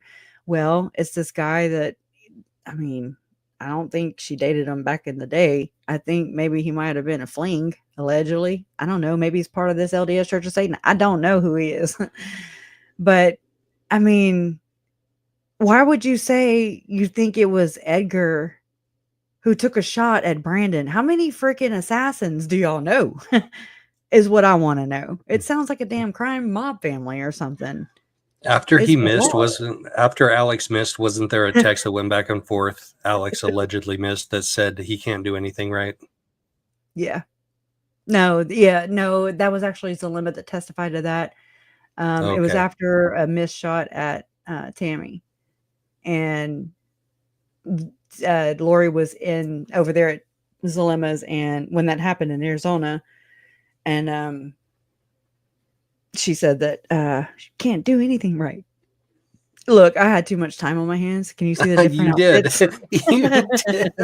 But anyways, I mean, minus the outfit, this would be Rex Connor, and this is one of the brothers of Janice. So Who's I don't know. Rex Connor? That's Adam. That's Grunkle. That's Adam and Alec. He does a podcast with Adam right now called. Oh, really? I forget what it's called. Silver Linings. I think Salty mentioned that in my chat a little while ago. Yeah, they're interesting. That podcast. And then this is back in the day. Oh my goodness. Yeah. Not my family, but I did sleep in the same house with them. All of them, except for Adam and Alex. It was just like all these four. Every time Lori would go, and she went and walked like so many times every day, like 2 or 3 times a day, which I mean, okay, that's why she's fit and I'm not. But they would follow her like some little ducks, like, oh, okay, Lori's going to walk, we're going to walk. And they all look down their nose at you, just like that, just like Lori. And I mean, we were Catholics or raised Catholic. I'm not saying we were all practicing Catholics, but there's a big, huge difference between Mormonism and Catholicism, period. First off, they don't drink. We do. Or we come more from that angle. In the beginning of this, I had found a letter. It's basically Uncle Charles's testimony, and I'm beating myself up because I've not been able to locate it ever since. And it was, he would say, like every so often, he would say, I had not yet met a Mormon. Then he talked about how he met, Lori and her family and how they treated him so well and they didn't drink. And he just found that to be very like a positive thing. I mean, it is. But I can't find it. I brought it to my Aunt Susan and showed it to her, and I have not been able to find it since. And I'm kicking myself in the ass every day, because I want that to be read as his victim statement. He had not yet met a Mormon. And here we are, I don't know, just, it would have been very poetic, I believe, but I don't know. This is part of that thing I was telling you about that was written, a petition that was about Stacy and them. Psychological Hornet's Nest is right there. I'll read it. Janet Wilcox had been acting as a nanny to Melanie Boudreaux, but Stacy asked her mother, Janice Cox, to come in Janet's stead. I don't know what that means. I was told that Stacy's mother would leave for California the day I came home. Guess this is Steve talking, right? Yeah, I do believe. Instead, Stacy and her mother left with Melanie 4 hours before my scheduled return. I believe that Stacy may attempt to take Melanie again, and I am unwilling to allow Melanie to be raised under the conditions which Stacy might provide. Stacy's family are inappropriate caretakers for Melanie. Not only does Melanie not want to be there, but I fear the effect of prolonged exposure to them on Melanie. When I finally brought Melanie and Stacy back from California, Melanie had begun displaying rather odd behaviors. She took a pair of scissors and hacked off her hair in a straight line, which she now always covers with a baseball hat. She insists she is a boy, and upon meeting new people will insist, call me AJ, Alex, or Bobby, and I am 3 years old. When she does that, she begins talking in a different pitch, as if she were 3 years old. Something weird has happened to Melanie. Stacy has always admitted to me and others that her family was a psychological hornet's nest. She has admitted that her father was diagnosed as schizophrenic and that her mother, Janice Cox, is obsessed with issues of weight, physical appearances, and feminine bodies. Stacy now blames the origin of her problems on food, although it is clear that they originated because of her refusal to administer her insulin program on any consistent basis. Her mother has always been obsessive about any weight gain and about issues of food intake. And so I cannot help but conclude that those, and I don't, of course, don't have the next one. Somebody made that. Lori. Anyways. Yeah. So, I mean, just that right there is like, boom, you know. I think you can find it on Reddit is where it is. And it's titled right here. More declarations in Cope versus Cope 95, Lori and Janice. So if you go there, you can find it in its entirety. And it is a gem, I'll tell you. And this is Alex's letter that he wrote to his mom while he was in prison. I apologize. Oh, actually, he wrote this to his friend, Mary Tracy. I apologize for the boyfriend joke. I couldn't make it work.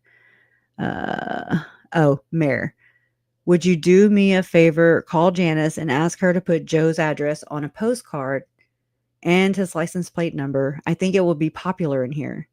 No name, just address and plate number. Thanks. Okay, let's talk about me.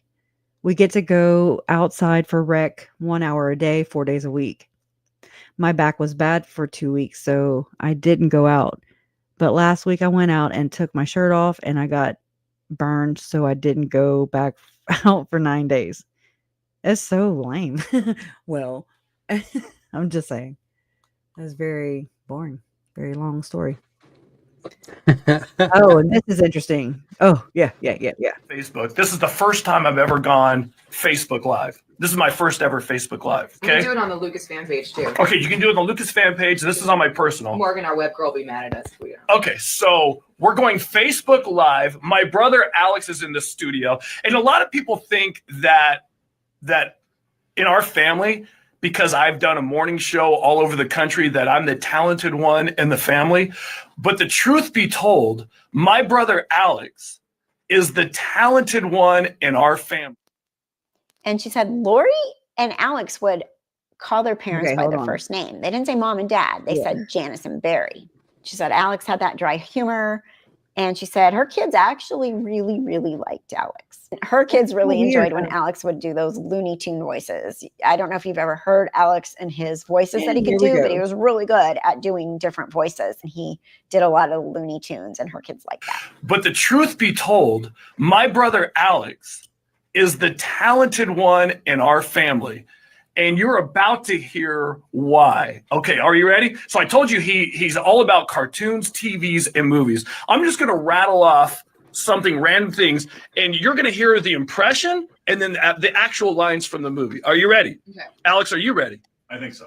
All right, let me face this over to Al. All right, give me Bugs Bunny and Little Red Riding Hood from Saturday morning cartoon. Same shirt. On the blink and my papa's at work, so I ain't. He's still in the factory. That's not actually a very good impression. That's actually really bad. It's actually really bad. Oh, it's so annoying. That's He's wearing the really, same shirt. bad. I just realized as what? that. Same shirt as what? The day he was photographed after killing my uncle. Like he's wearing the same Puma shirt. Yes. I didn't realize that till just now. See, this is how this works. Okay. Ooh. Wow. Yeah, that's chilling. But, so who's the guy behind the microphone at the first part? Adam. That's their brother, Adam. That's his brother. He's really, really loud, like vocally forward.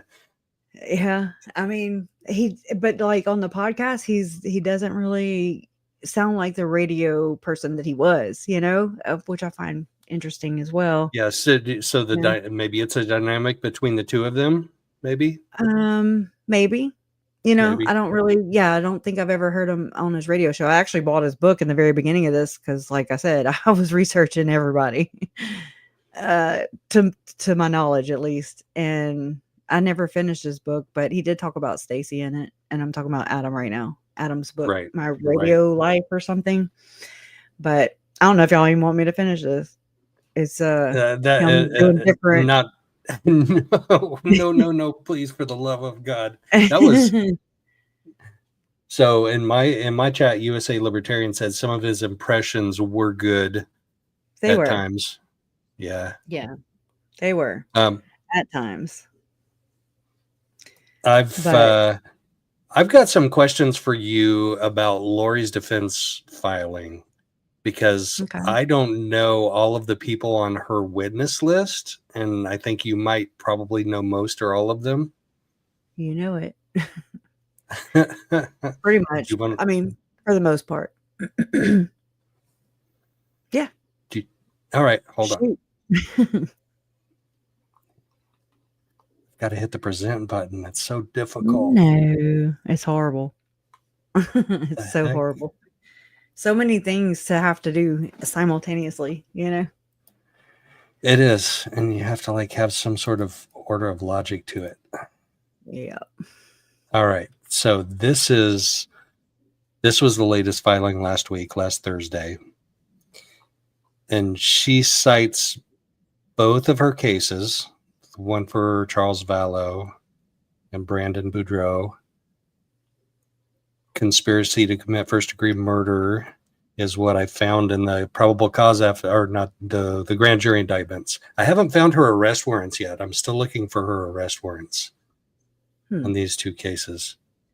But anyway, the first page is her defense. Insufficiency of state's evidence. Obviously, that's a common argument for the defense. But then she goes capital letters or bold letters. Yeah, I noticed that too. Self-defense, defense of others, third party at fault, mere presence. I'm not sure what that means. And procedural. I'm going to have an attorney explain me those defenses. I was going to say I can look them up, but what is it again?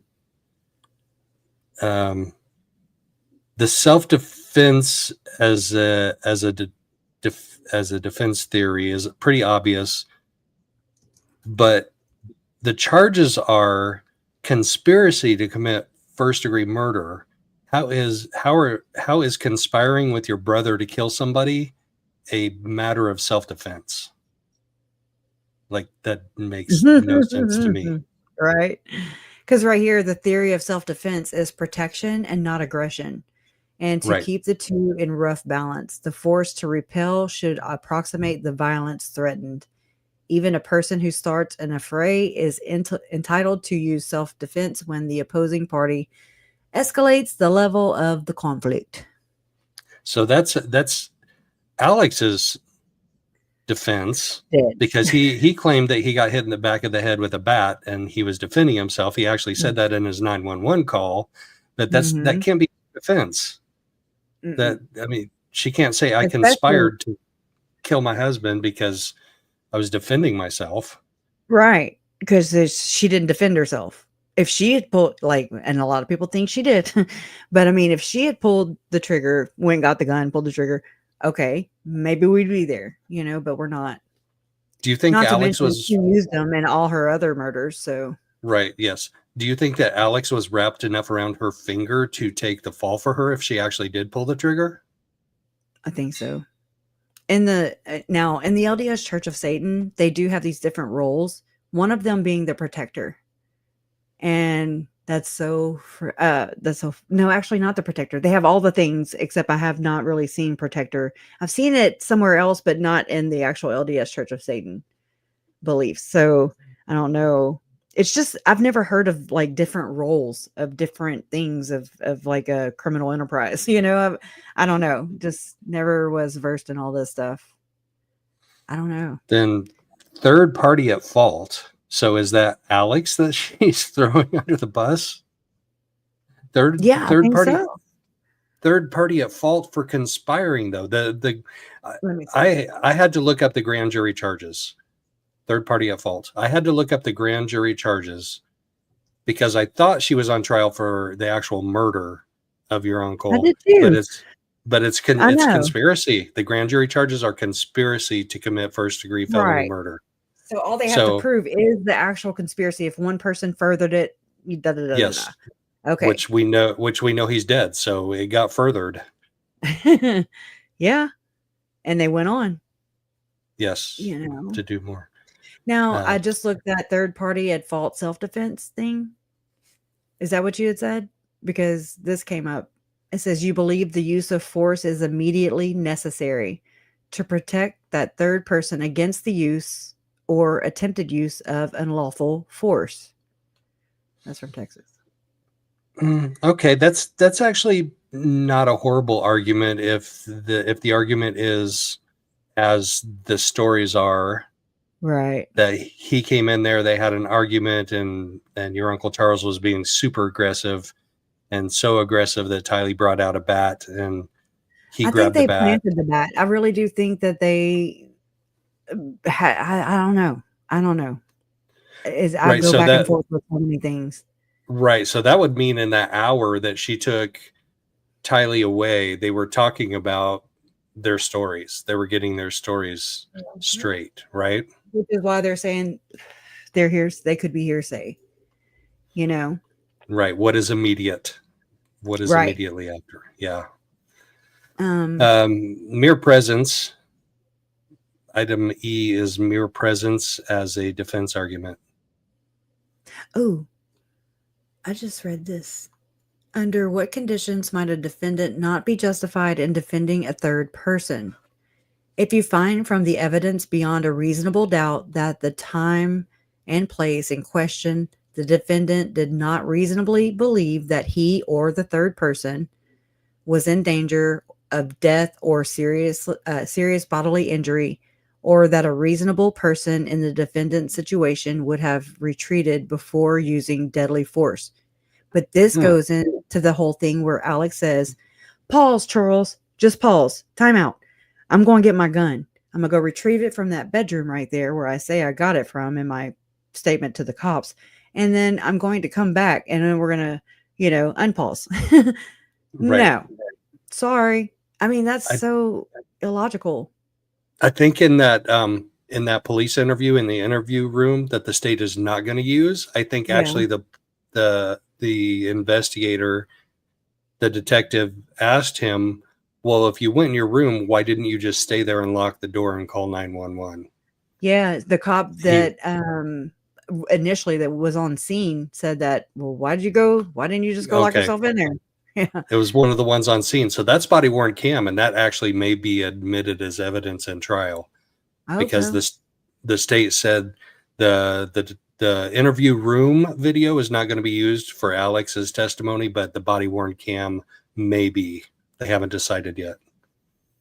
Yeah. So if that is one of her defense theories, then I would definitely hold that option open to present that.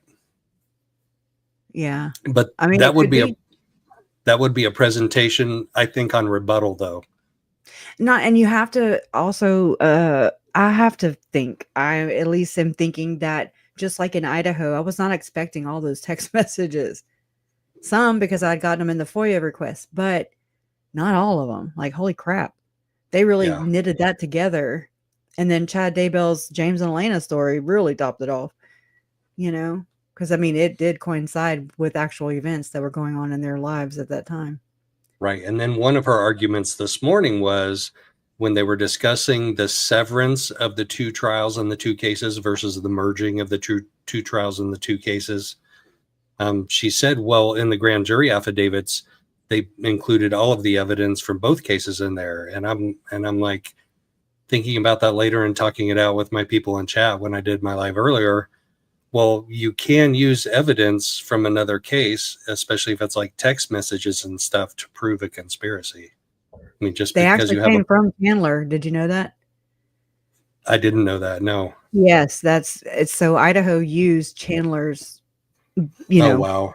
Yeah. So Chandler, we were wondering, like, why did Chandler? Oh my God, this is like giving away the case. That's, I mean, kind of what you think, especially not knowing how this goes or whatever the rules. And so it was so interesting to see that play out in court. And I really think their own words sealed the deal, like, so to speak, literally. Yeah, and I mean, I had think that's exactly what's going to happen here. I mean, I think it gets a little nerve-wracking for us because it's like it doesn't seem as clear, and you know, especially the kids were involved, you know, so it's just like but here it just seems a little more murky, in my opinion. But yeah, I would agree. I also know that there's you know, they're not showing us their full hand, so we just have to have faith in the system and in good, you know. And in the end, even if justice isn't served in this particular case, she still got to go serve that three life sentence. yes, exactly. So she's not going anywhere. And the judge actually mentioned that today. So one of his arguments, and I forgot to mention in my live earlier, he said, so in her speedy trial dismissal motion, she was counting down to, you know, so many days till May 11th. And he said, well, if you're incarcerated, then and you have no chance of being released, then the state can actually dismiss the charges. And since you're not going to be released, they can refile them and we can start the clock all over again. Oh, okay. I get it now. He shut her ass down. He did. Yeah. Like in a der way, like der. But here you go. Here you go. Would you like for the state to dismiss those charges? Because we'll do it. We'll take our time this time. Yeah. Right. Wait till the very last day. Right. Oh my Lord. That's funny. Actually, that's like, I love that when it's just like, bam. You know, I mean, I heard her ask that, but I wasn't paying, I guess, that much attention. Yeah, this is a good judge. I like Judge Boreski a lot, and he's probably not going to be around to try the second one, and it'll be interesting to see the next judge that takes it out. Well, and they have to find her pro per again. You know, like it's not just as far as I know. That's right. I think so. It's not just a freaking legal beagle and just get to go fly free for the rest of your life. It's like I believe I've heard people say that before. Like she'll have to, you know, apply or ask or motion for it then.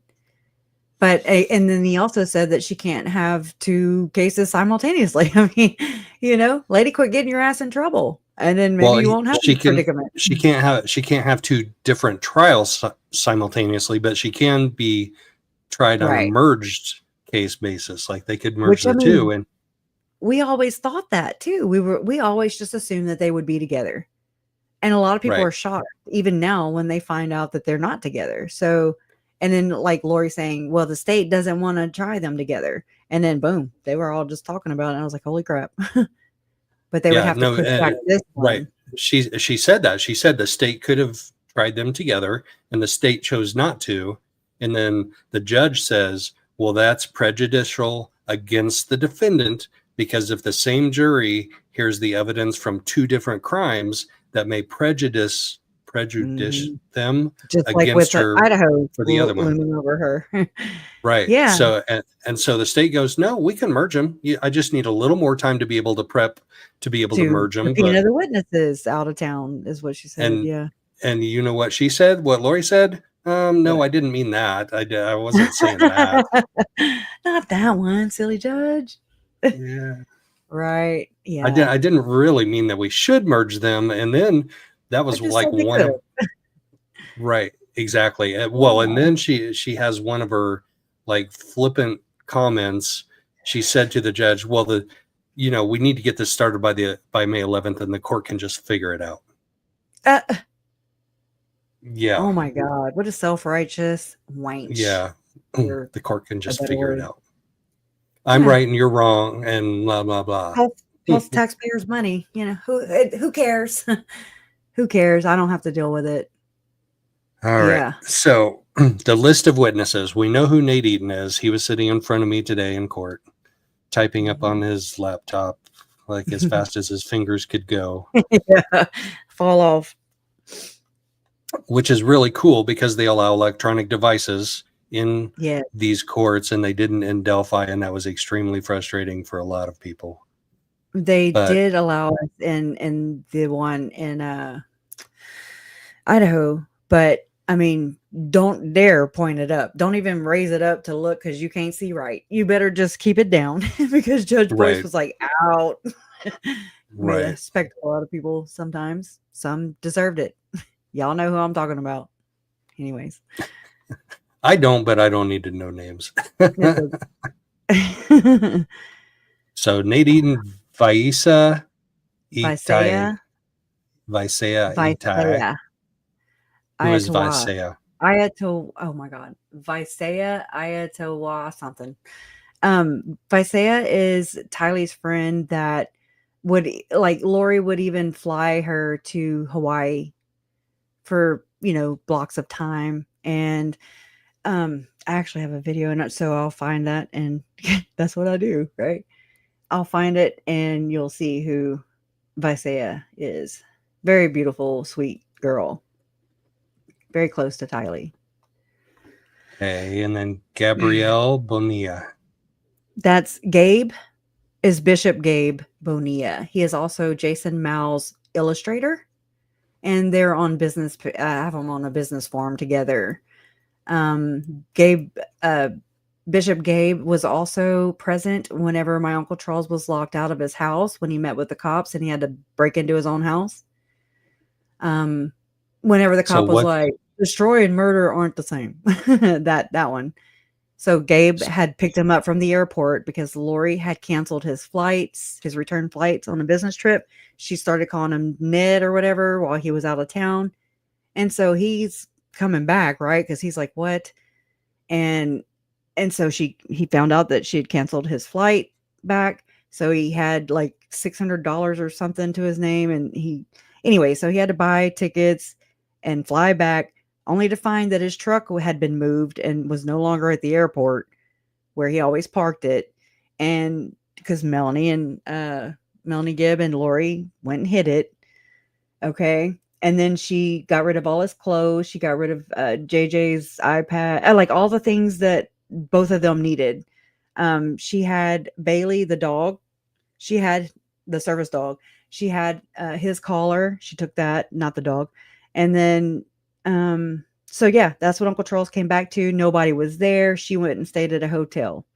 And so Bishop Gabe Bonilla was with him, and we heard him today in my live stream when I played that clip. And so he was involved because Charles patched a phone call that he was on with Lori. He added Gabe Bonilla, like he made it a conference call. So Gabe Bonilla actually was witness to that. He witnessed what Lori was saying to Charles firsthand. So why would she call him? It's about time he gets called, though. It's about time. I mean, all of us have been like, where the hell is this damn bishop? Okay. That's friends with Jason now. He is. So she thinks he'll be beneficial to her case. Okay. I guess, Who was he where was he bishop at? Where was he bishop at? In their ward. He's also Melanie Gibb's bishop. Melanie Gibb was the third party. And Melanie Gibb talks about how she went, she was called by Gabe, okay, the day that Alex died. And he was like, ooh, well, according to Melanie Gibb, he's like, why is there such a heavy police presence at Dilemmas? And she's like, Melanie Gibb's like, oh, let me go see and I'll call you back. So, I mean, just saying, just little tab keepers. I don't know what they were doing. Wow. Nothing good, in my opinion. Okay. Now we have Joseph Pongratz. Okay, Joe Pongratz was the landlord of the house where Charles was murdered, and he was supposed to meet with Charles the day that Charles got murdered to go look at houses. In Chandler, right? Yeah. He's a very sweet guy. He's the one that mentioned the pool party.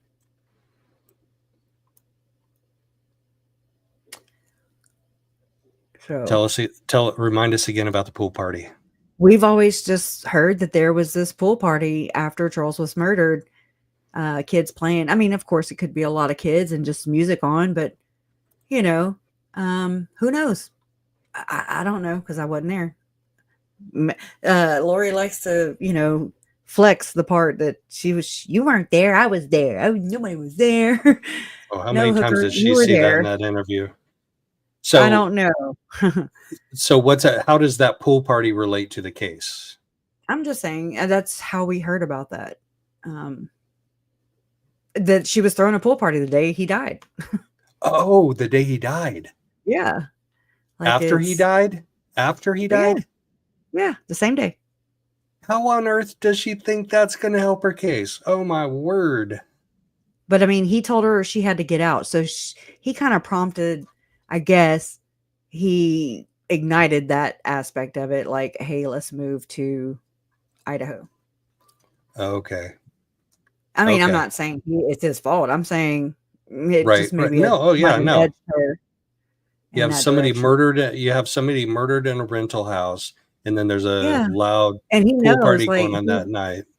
Y'all need to go listen to his because he's got an interview with one of the Chandler detectives after that. It's pretty good. Y'all need to go check it out. It came out with the FOIA request. I'm gonna go grab it real quick so y'all gotta share the link. Okay, Ashlyn Rind. Rind. That is another one of Tylee's friends. She testified in, I want to say, maybe both trials for Chad and Lori, but I'm not sure. I think she did. How horrible would that be? How horrible would that be? It's terrible, but yeah, she's actually on this video. Well, I was looking for of Tylee and Vice. Wait, no, hold on. Oh no, that's another one. Never mind. But I do have her on another video with Tylee. I'm still keep looking. We'll pull it up. Barry Cox. That's Lori's dad. Mm-hmm. See, I'm learning some things. I'm getting a few in here. I got 1 out of like 7 so far. Hey, gotta start somewhere. And then Adam Cox is her brother. Yep. He was deemed a zombie, allegedly. Right, and he was texting with Charles, right? He was decent friends with Charles. Yep. Oh, and so Charles had, like, confided in Adam. Now, the only thing I have against Adam is he was supposed to come in. Okay, Uncle Charles paid for him to come in to town because he lived in Kansas, and to help him do an intervention with Lori, to talk to the stake president, to just get to the bottom, like take her temple recommend, just kind of snap her out of this.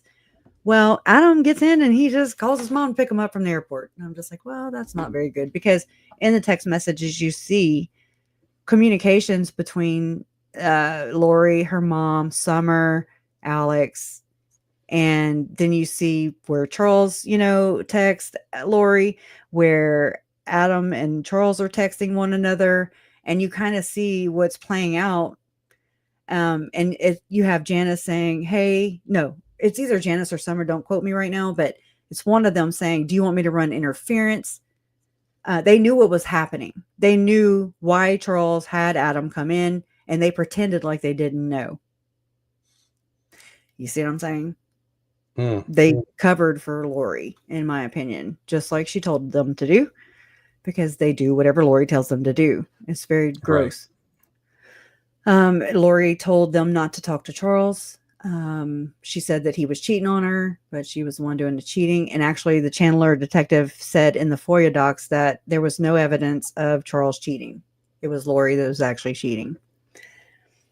And again, it's that projection thing, and they're accusing you of doing what they're actually doing. And it's disturbing. They're disturbing people, man. Woo! Stacy was right when she said it was a psychological hornet's nest. Amen. Yeah. I actually filled out the bottom 4 all by myself. Well, you go, boy. Zachary Cox. Zachary Cox. Mm-hmm. Who is Zachary Cox? That is Adam Cox's son. He lived with Lori and Charles towards the end of their relationship. He was actually living there when Charles was locked out of the house. He does an interview with Justin Lum, and he is just like so like he's like, I shouldn't have listened to them, and I should have, you know, talked to Charles. He beats himself up about it. I feel like he's being sincere. You know, he can't help what family he was born into. None of us can, but it just seems like he's the most apologetic, the most, at least towards Charles, for sure. And he was just a kid, kind of stuck in this. He was working for Brandon, and at that time, so he was living there with Charles and Lori, and working, you know, and stuff. And I actually have a letter from him, like original, that he had written to Uncle Charles, and it was like, I learned so much from you. I just want to be like you. You're such a good father and husband and provider. And this was like in December of 2018, so right at the end, you know. And he joked about, I'm gonna miss our $10 foot longs, so they would go get Subway all the time, you know. And I mean, to me, again, was just the most genuine person from Lori's family, in my opinion. I just don't know how all of these witnesses she thinks are going to help her. Like, I mean, some of them obviously, but some of them, I mean, right? Because like Zach and Adam, they're on her witness list, and she marked them dark. So did Barry. What the hell? They know that now for sure. Just having to live with that. You know, why would she have me on that list? That's got to do something on the psyche, you know? Why wouldn't she have you on the list? Why would she? And then why would she call you? That's got to jack with your mind. If not, it No, should. I'm asking you why she doesn't have you on the list. Because I wasn't in the way of her mission. No, I'm just kidding. That's what Melanie Gibbs says. And I'm just like, you're a ridiculous woman. You know that? You're freaking ridiculous. Oh, yeah. That's another good question. Why doesn't she have Melanie Gibb on this list? I don't know, because she sure did say in Colby's interview with Lori, she was like, in stinky Melanie. I'm just like, she was your friend, you hooker. You know, you brought her into your children's lives and into their deaths, really, because again, I'm now of the opinion that Melanie Gibb was present during Tylee's, because they did a podcast. They published it September 7th, which was the same weekend that Tylee disappeared. And I mean, why would they do one podcast away from each other if they always had to be around each other to do a podcast? Anyways. Yeah. And so I mean, if I have a Mela clip is, of it too. And it's called Feel the Fire. And that's how Tylee died. I'm sorry. so if Melanie was involved, she is, then in my opinion. Yes. And a lot I of know people I'll think do so the too. ifs. Sorry. Go ahead. You're fine. You're fine. No, but then logically you go, well, why wouldn't Lori call her? Well, maybe Lori's protecting her. No, Lori doesn't protect anybody. Nobody. Except herself. Her daughters, even her kids. And she didn't even really mention JJ in this Dateline. I wonder if that's her next way of you know, like abusing, because that's something that she did do, was the silent treatment. And that's so horrible, the silent treatment to somebody, you know. It's like, well, what did I do? You know, like, right. That's what you're gonna ask yourself, because like, oh my God, unaware that she's a narcissist, and that's how she controls, abuses, and manipulates. Right. So were you looking for a video? I am. Still haven't found it. I have a lot of videos, dude. I have a lot of things. I mean, I was trying to distract everybody in chat while you were finding it, but I distracted you too. Doesn't mean, you know, I have this. Wait, let me see what this one is first. So her putting both cases on one legal filing, I heard today, might be a legal no-no. Like they need to be separate filings with only one cause number, case number, whatever you call it, on each filing. I didn't hear anything mentioned about that by the state today or the judge, so I'm not sure what weight to put on that. Yeah. Especially since she doesn't want them merged, but she She can want one in and crap in the other. That's what my mom used to That's how I say. feel about it. Well, and then clap. Close your mouth. Shit's gonna be flying everywhere. Close your eyes too. Whatever. It's whatever. Whatever degree of poo-poo you want on your face, girl. Where are we going? Oh, I found the bat. Yes. Oh my God. So yay. Okay. Remember how I kept telling y'all that Justin Lum came out with a report and I couldn't find it, but it's to do with DNA and being on the bat. Well, here it is. Okay. Nice. If I can just by the break way, in right here. Yep. I met him today. No, we were done with that document, but I met him today. He's really shy. He's like super I know shy. he is. He is. I actually filmed Justin interviewing my stepdad in their hotel room. And the craziest thing happened. Okay, so in the middle of the interview, so I'm filming them. And so I'm sitting there like perched up on a little couch. And out of nowhere, I just have like a dry cough and I'm just like, and I mean, it's out of control. And I'm like, oh my God, this is so embarrassing. It's so embarrassing, Anyways, I found it. Yeah. Larry mooned the camera actually. And I'm like, oh what? My God, drop the drawers and everything. I was like, okay, here we are. That's my dad, that's my dad. And I just think he got to a point where he was just freaking done. You could see it move through Larry throughout this process. You could see where he went through his stages of just heartbreak, where he went through his stages of resentment and anger. You can tell, And I think a lot of us identify with him or relate to him in a lot of ways because he reminds us of somebody, or he's just down to earth, and has a way of saying what we are all thinking even. And I mean, he's just a beautiful soul, really. I mean, I'm blessed that he's my stepdad, but I don't look at him like that. The people in my life that I know that he reminds me of are all people that I love dearly. Isn't it 100%. Awesome? Yeah.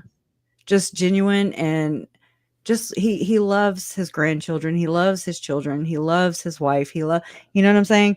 And then some people are technical about that shit. And I'm like, they weren't married for a long time. They got married, divorced, and then were together forever. And then before it was all about having to do with, and I mean, I think they're going through this with Koberger right now, who qualifies as a victim. And I say that loosely because it's like, oh my God, I'm so sick of these hoops you got to jump through, because if Lori was not the adoptive parent of my nephew, then I would have been his aunt, And so that kept me out of that. It's technicalities type of thing. And it just sucks, like even a grief group I was trying to like find out about. They were like, well, you have to be a mother or father, grandfather, grandmother, or a brother or sister. And I'm like, well, mother cracker, this is my uncle and my nephew. My bad. It's very frustrating. I don't like that. It was very hurtful.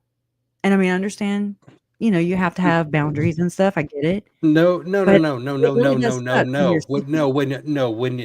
don't have to have boundaries when you're trying to help people heal. An organization. You should not have boundaries. No. I mean, because if you open the floodgates, okay, well, I'm wrong then, but I didn't realize at the time, because it took so much, and I didn't even really realize that at the time. It took me so much to even reach out to exactly and just friends or something. And it was a group here in Lake Charles, but we had just had the hurricanes. And so I was like, I emailed them, and I can't even believe I took the time out to do that, but I did. And then they emailed me back, and I can't believe I actually ran across it and saw that they, replied. And they were like, oh yeah, we've heard that was a family here in the lake area. No, but we only do this. They didn't even point me in the direction, any direction to go to. They didn't, but I didn't know that it hadn't registered at the time what happened. And when I did realize that, that happened, I cried my eyeballs out, because it was rejection, like bad. Exactly. If somebody is hurting bad enough to reach out to you, either as an individual or an organization, then you freaking welcome them in with open arms, and you should not have boundaries. You should not have restrictions. You just welcome them in. And if you need if you need more resources, there are resources out there. Yeah. That. It would have been helpful, I think. But looking back at it, it enraged me. It hurt. And it just made me realize, and I learned this from my friend Jen. She was like, nobody gets to tell you how to grieve. And I mean, that just like, it resonated with me. And I was like, wow, it empowered me too, because it doesn't matter my relationship to the victims or you people. Everybody grieves.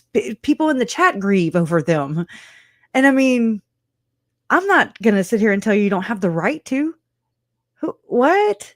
That's so weird. It's not right. And it's controlling in a way, like you don't have the right to grieve, but yeah, you do.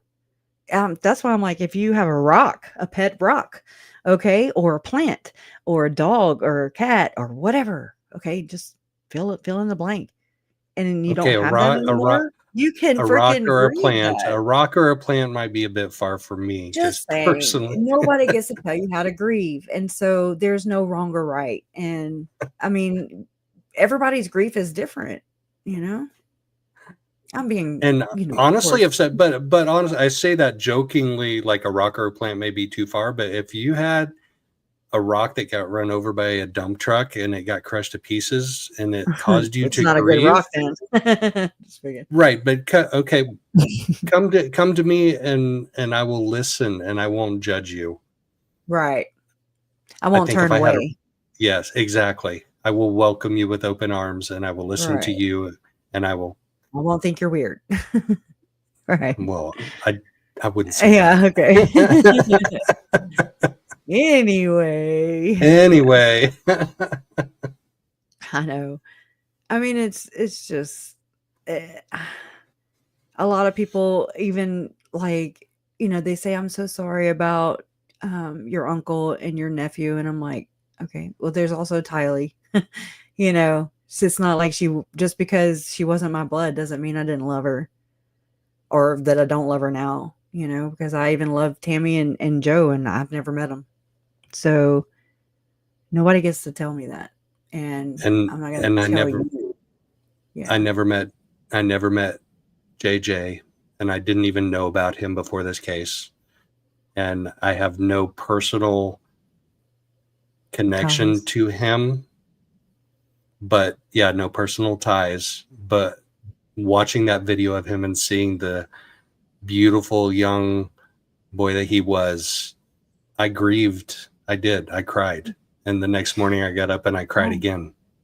Mm-hmm. And I have no connection. I have no personal ties. It's just sad. It's just sad as a human being, as a parent, as just again, as a human being, it's just like, this shouldn't happen.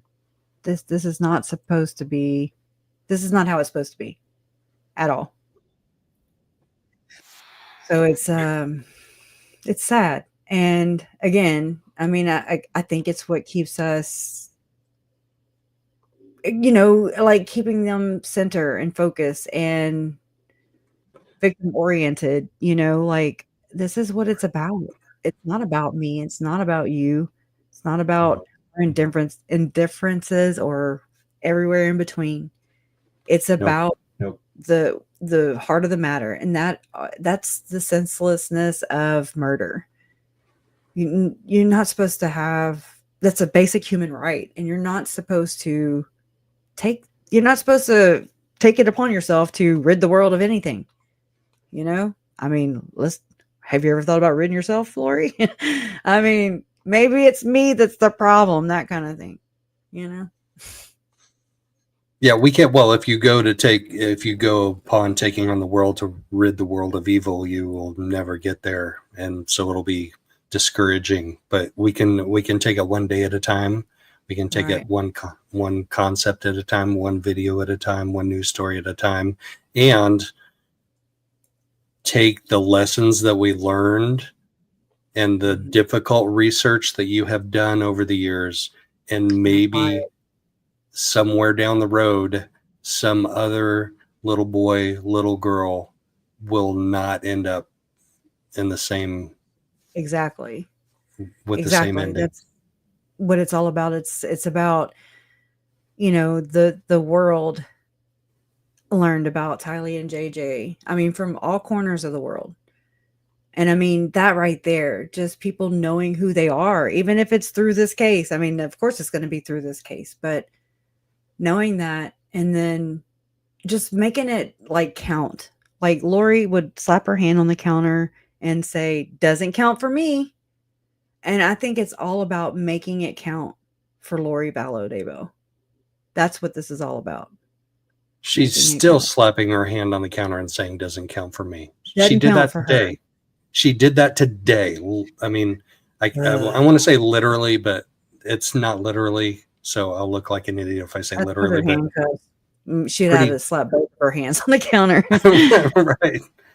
Hey, you know what? When you see her, Joe, I want you to just like, you don't have to say nothing, but just bring your arms up and then part them. Yep. I'm just saying, it's the little things that are like, ha, ha, ha, ha, ha. You can't do it. You know, like, and I'm telling you, y'all, she made such a stink about not having her lip gloss because Charles stole her purse. And so everybody go buy a lip gloss, and just throughout, if you're going to be in the court hearing, during the trial, whip that shit out and just take it on your, I don't reapply it so many times, because those are the things that are hidden in plain sight, just like they like to do. And so just hit them with a little bit of their medicine is all I'm saying. I'm actually get me some Jolly Ranchers and put those on my lips. There you go. No, that's the spirit. Not a dark spirit, but that's the spirit. Right. Did you have a video that you were looking at to share with us? I did. All right. I literally just found it. I was like, come on, Chris, you know you're going to need a video. The conversations I have with myself. Wow. Jean, thank you. Jean just subbed up to my channel. Thank you, Jean. I appreciate that. Thank you, Jean. Oh, that's awesome. I appreciate that too. All right. I got to. Oh, wait. Might not be the right one. Oh. Hold on. Uh-oh. My Google Photos, they're always so... Let me share this one right now. This is... I don't even know what all is in here. I was trying to listen to it while you were talking, but I couldn't. But you'll hear JJ right here in the first 5 seconds. Love you from my heart. Thank you. Isn't that sweet? So sweet. I don't know what this video... I'll let it play. I love you. Thank you. On September 7th last year, a Ring doorbell captured 7-year-old JJ Vallow playing with a friend outside Lori Vallow's townhome in Rexburg. On September 23rd, JJ attended class at Kennedy Elementary.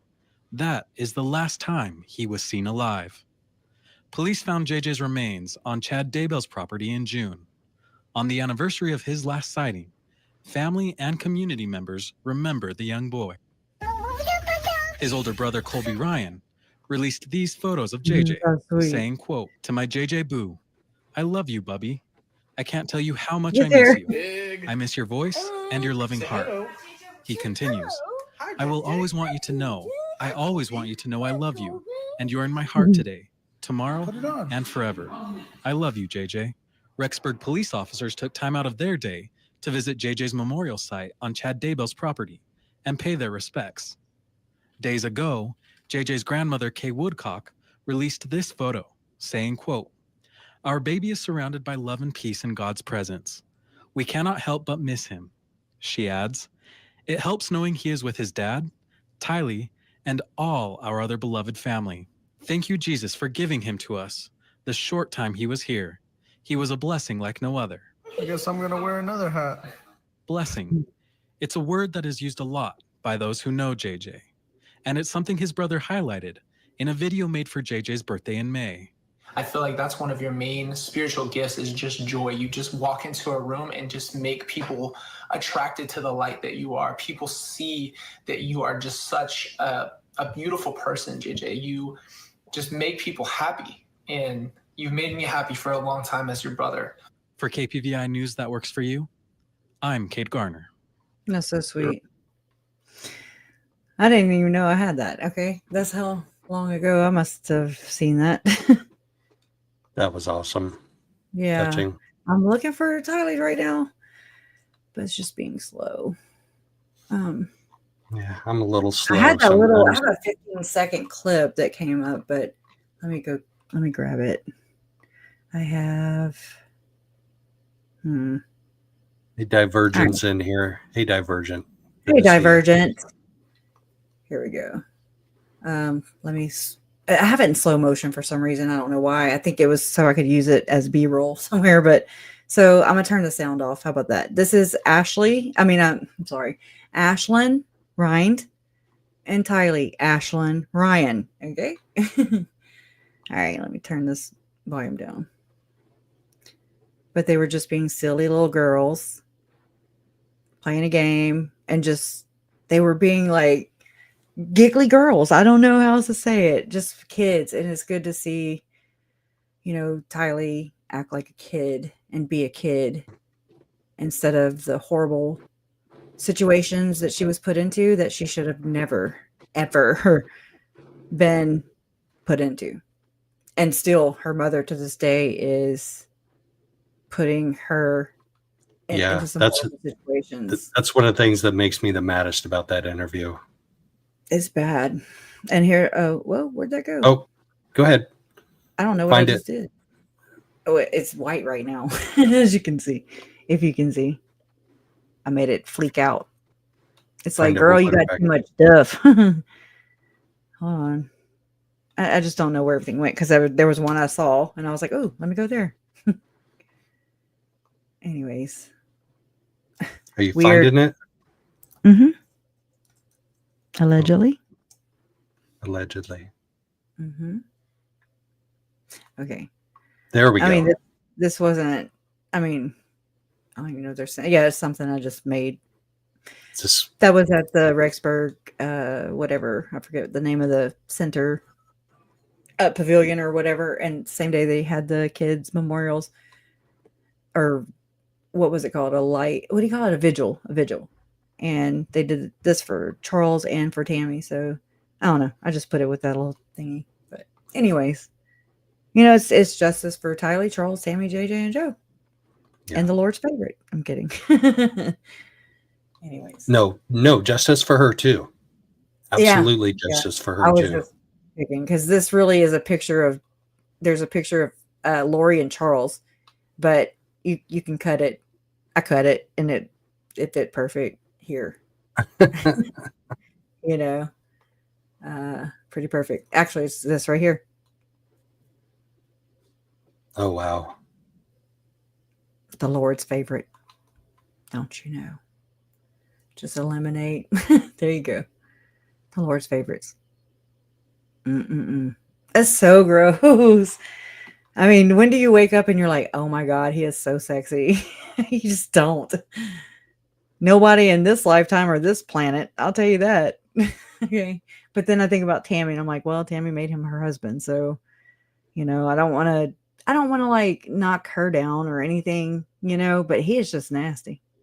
I can't like the dude at all. I can't. I've tried, and I'm just like, he's a nerd. He's a freaking nerd. He's a goober. He's a goober nerd. And he's sneaky and he's evil. Mm-hmm. At least he got. Go ahead.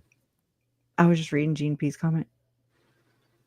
Oh, Kresha, can you refresh my memory about the video of the woman out in the snow in front of Lori's house? Was that Summer Shiflett? And why was she there in Rexburg? I think it was actually Audrey Baratero, but that's just me. The other one thinks that all the time. The other aunt. And I don't know. I just, because she was already there before and she was hanging around often. I mean, she kept Audrey kept in contact steadily with Chad, even maybe today. I have no idea. But she testified in 2 grand juries. And she actually would talk to Chad weekly while he was incarcerated. And this is the same girl that testified and had everybody buying into And I mean, I get it, but I think it's just part of the coven. I think that she was just sealing the deal for Lori, saying, I mean, because anybody can be a revisionist like they are and create a story that's non-existent around the evidence, and around everybody's going to believe them, of course, like they did.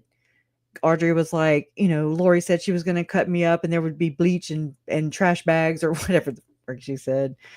And I mean, again, I think that was just a big story by Audrey Baratero, who was an herbologist and worked for the Church of Jesus Christ of Latter-day Saints. But what do I know? I'm just here. Well, revisionism is the ultimate narcissist tool, because when you have an argument with a narcissist, you will say, speaking about a past encounter with them, well, you told me this. And they will turn around and say, no, I didn't. I didn't say like that. gaslighting too. It's yeah, totally. I really feel this is what happened with Melanie Gibb and David Warwick. I think they constructed their story around whatever they needed. I mean, anybody can say anything at that point because nobody was saying nothing.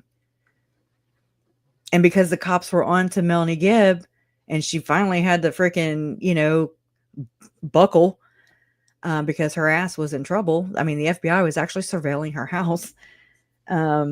And so she had to come up with something. And that's why we see her or hear her audio with that woman, Sherry Dowdle.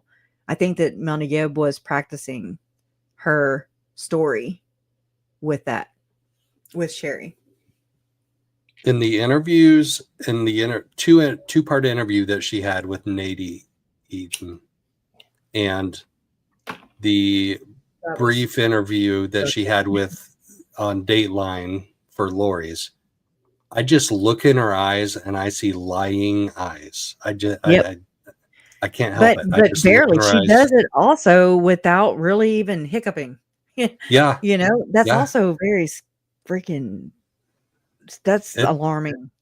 It's next level. It is next level. Next level. Very next level. It's not Lori level, but it is next level. It's depraved, and that goes right in line with everything else, in my opinion. I don't know. These people are just sick.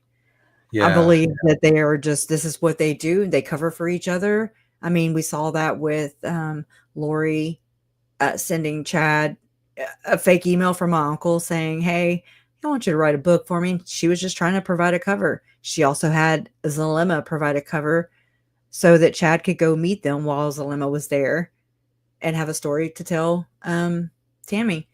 And also in the FOIA docs, there's another little, and I got to kind of look at this a little more because it kind of caught my attention later, just recently, I guess you could say.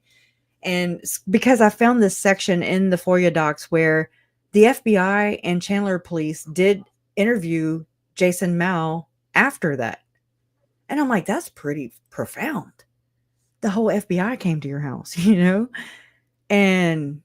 but that's not shared publicly. That's not like a widely known thing, so I actually, I read it and I'm editing that right now so I can, publish that and people can hear how that interview went according to the police.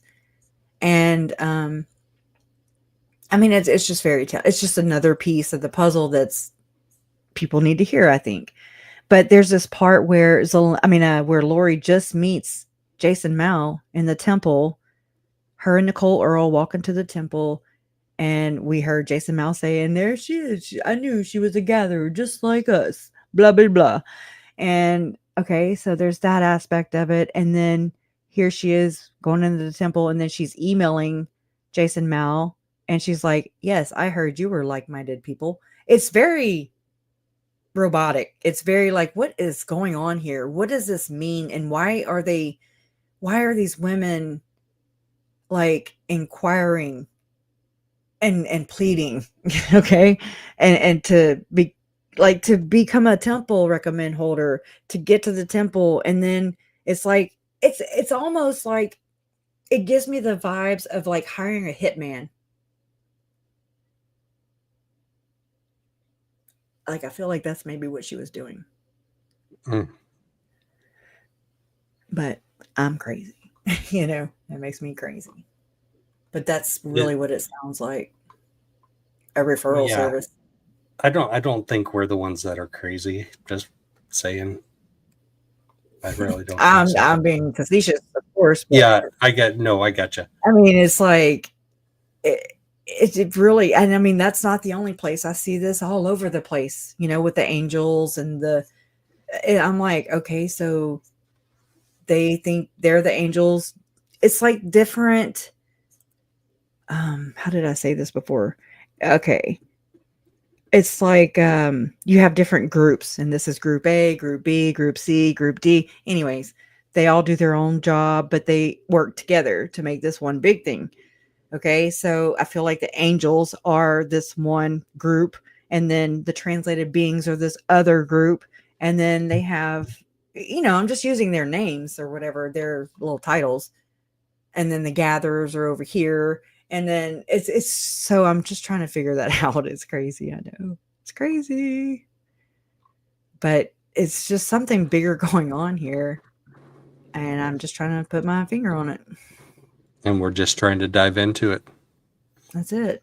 I mean, it's all I can do. It's kind of what I swore I would do.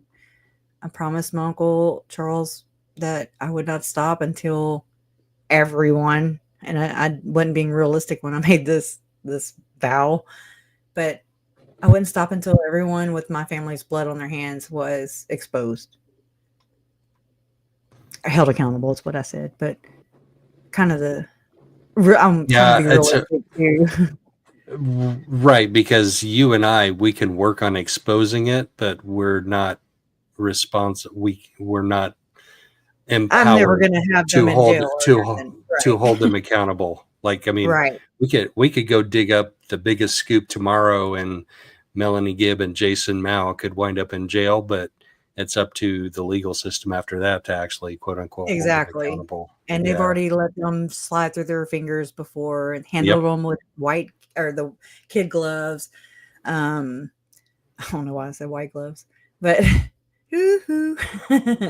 Michael Jackson, white glove, you get it? Ha ha ha. White glove, one white glove. Yeah. Anyways, they're just, you know, it is, life has a way of bringing things full circle, and I just trust in that. So yeah, we have to, and we have to hold justice for JJ and Tylee and your uncle and Joe. I feel yes, but we've got to finish the Pace memo next time, or at least get a couple more pages. Right. Okay. Let's do that. I mean, I don't. It's like when I feel like I have to hold myself to a certain thing, I'm uninterested. I'm just like, let's get it done next time. Yeah. I overwhelm myself. Part 4 is it, guys. Next time, part 4 is it. I promise. Yeah. Allegedly. Part 4 is it. And then we have to get into the Underground Railroad. So. Oh yeah. Oh, and tomorrow, yeah. So tomorrow I have an interview with an investigative journalist named Lauren Conlon, and she is exactly what I've been looking for. Because I mean, she's digging, but she's been working digging into the Hamblin case, and not the Lori or Jody Hildebrandt or none of these other people's aspect. And she's like, when we talked last week, we were like at the same conclusion, and that was really cool because I don't know her. She don't know the case. At that time, she didn't for sure. But I was just like, oh my God, how validating is that, you know, something more is going on here. What the hell? Nice. And yeah, that was really, really validating. So I do have that in the morning. Nice. I dropped your link in my chat. So everybody make sure you go sub up and check out that tomorrow for sure. Yeah. That's going to be. I appreciate y'all. And I appreciate you. You keep me in line here. And you ask good questions. You know, you do. You ask good questions. And that's kind of how this has needed to I needed this. I needed someone who would ask me questions who, you know, I mean. I care about finding justice for JJ and Tylee and your uncle and Joe. but I also have an inquisitive mind that's like, let's drill down into this and let's figure it out together. It's awesome, though. I mean, that's how I needed this. So you're just the right person. Or victim. I'm kidding. Right, yeah. All right. Thanks, everybody, for joining us tonight. Thanks, Kresha, for jumping on with us. And we've been going for 3.25 hours. I know, man. Next time we wrap up the Pace Memo one way or another. Allegedly. All right. Just allegedly. All right. Bye, guys. No. All right. Take care, everybody. Have a great evening. Love always wins. Love always wins. You guys are proof. You guys are proof. Bye.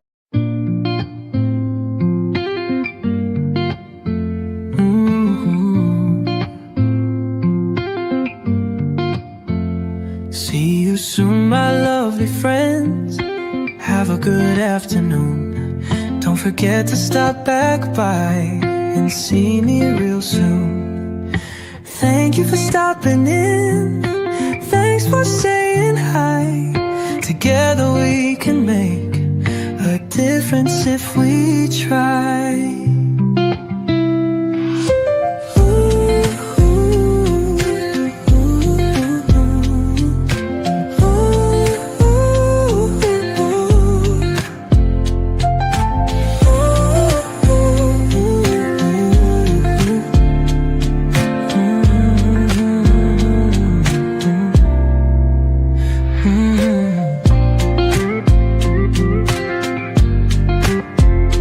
Thank you for stopping in. Thanks for saying hi.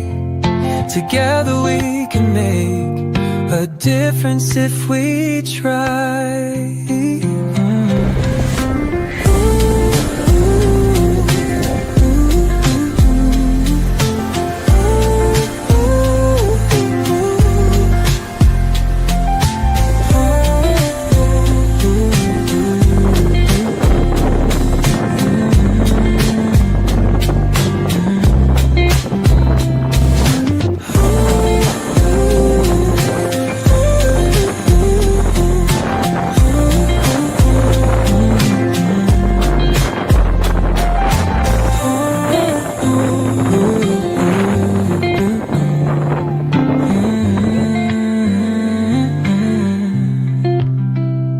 Thank you for stopping in. Thanks for saying hi.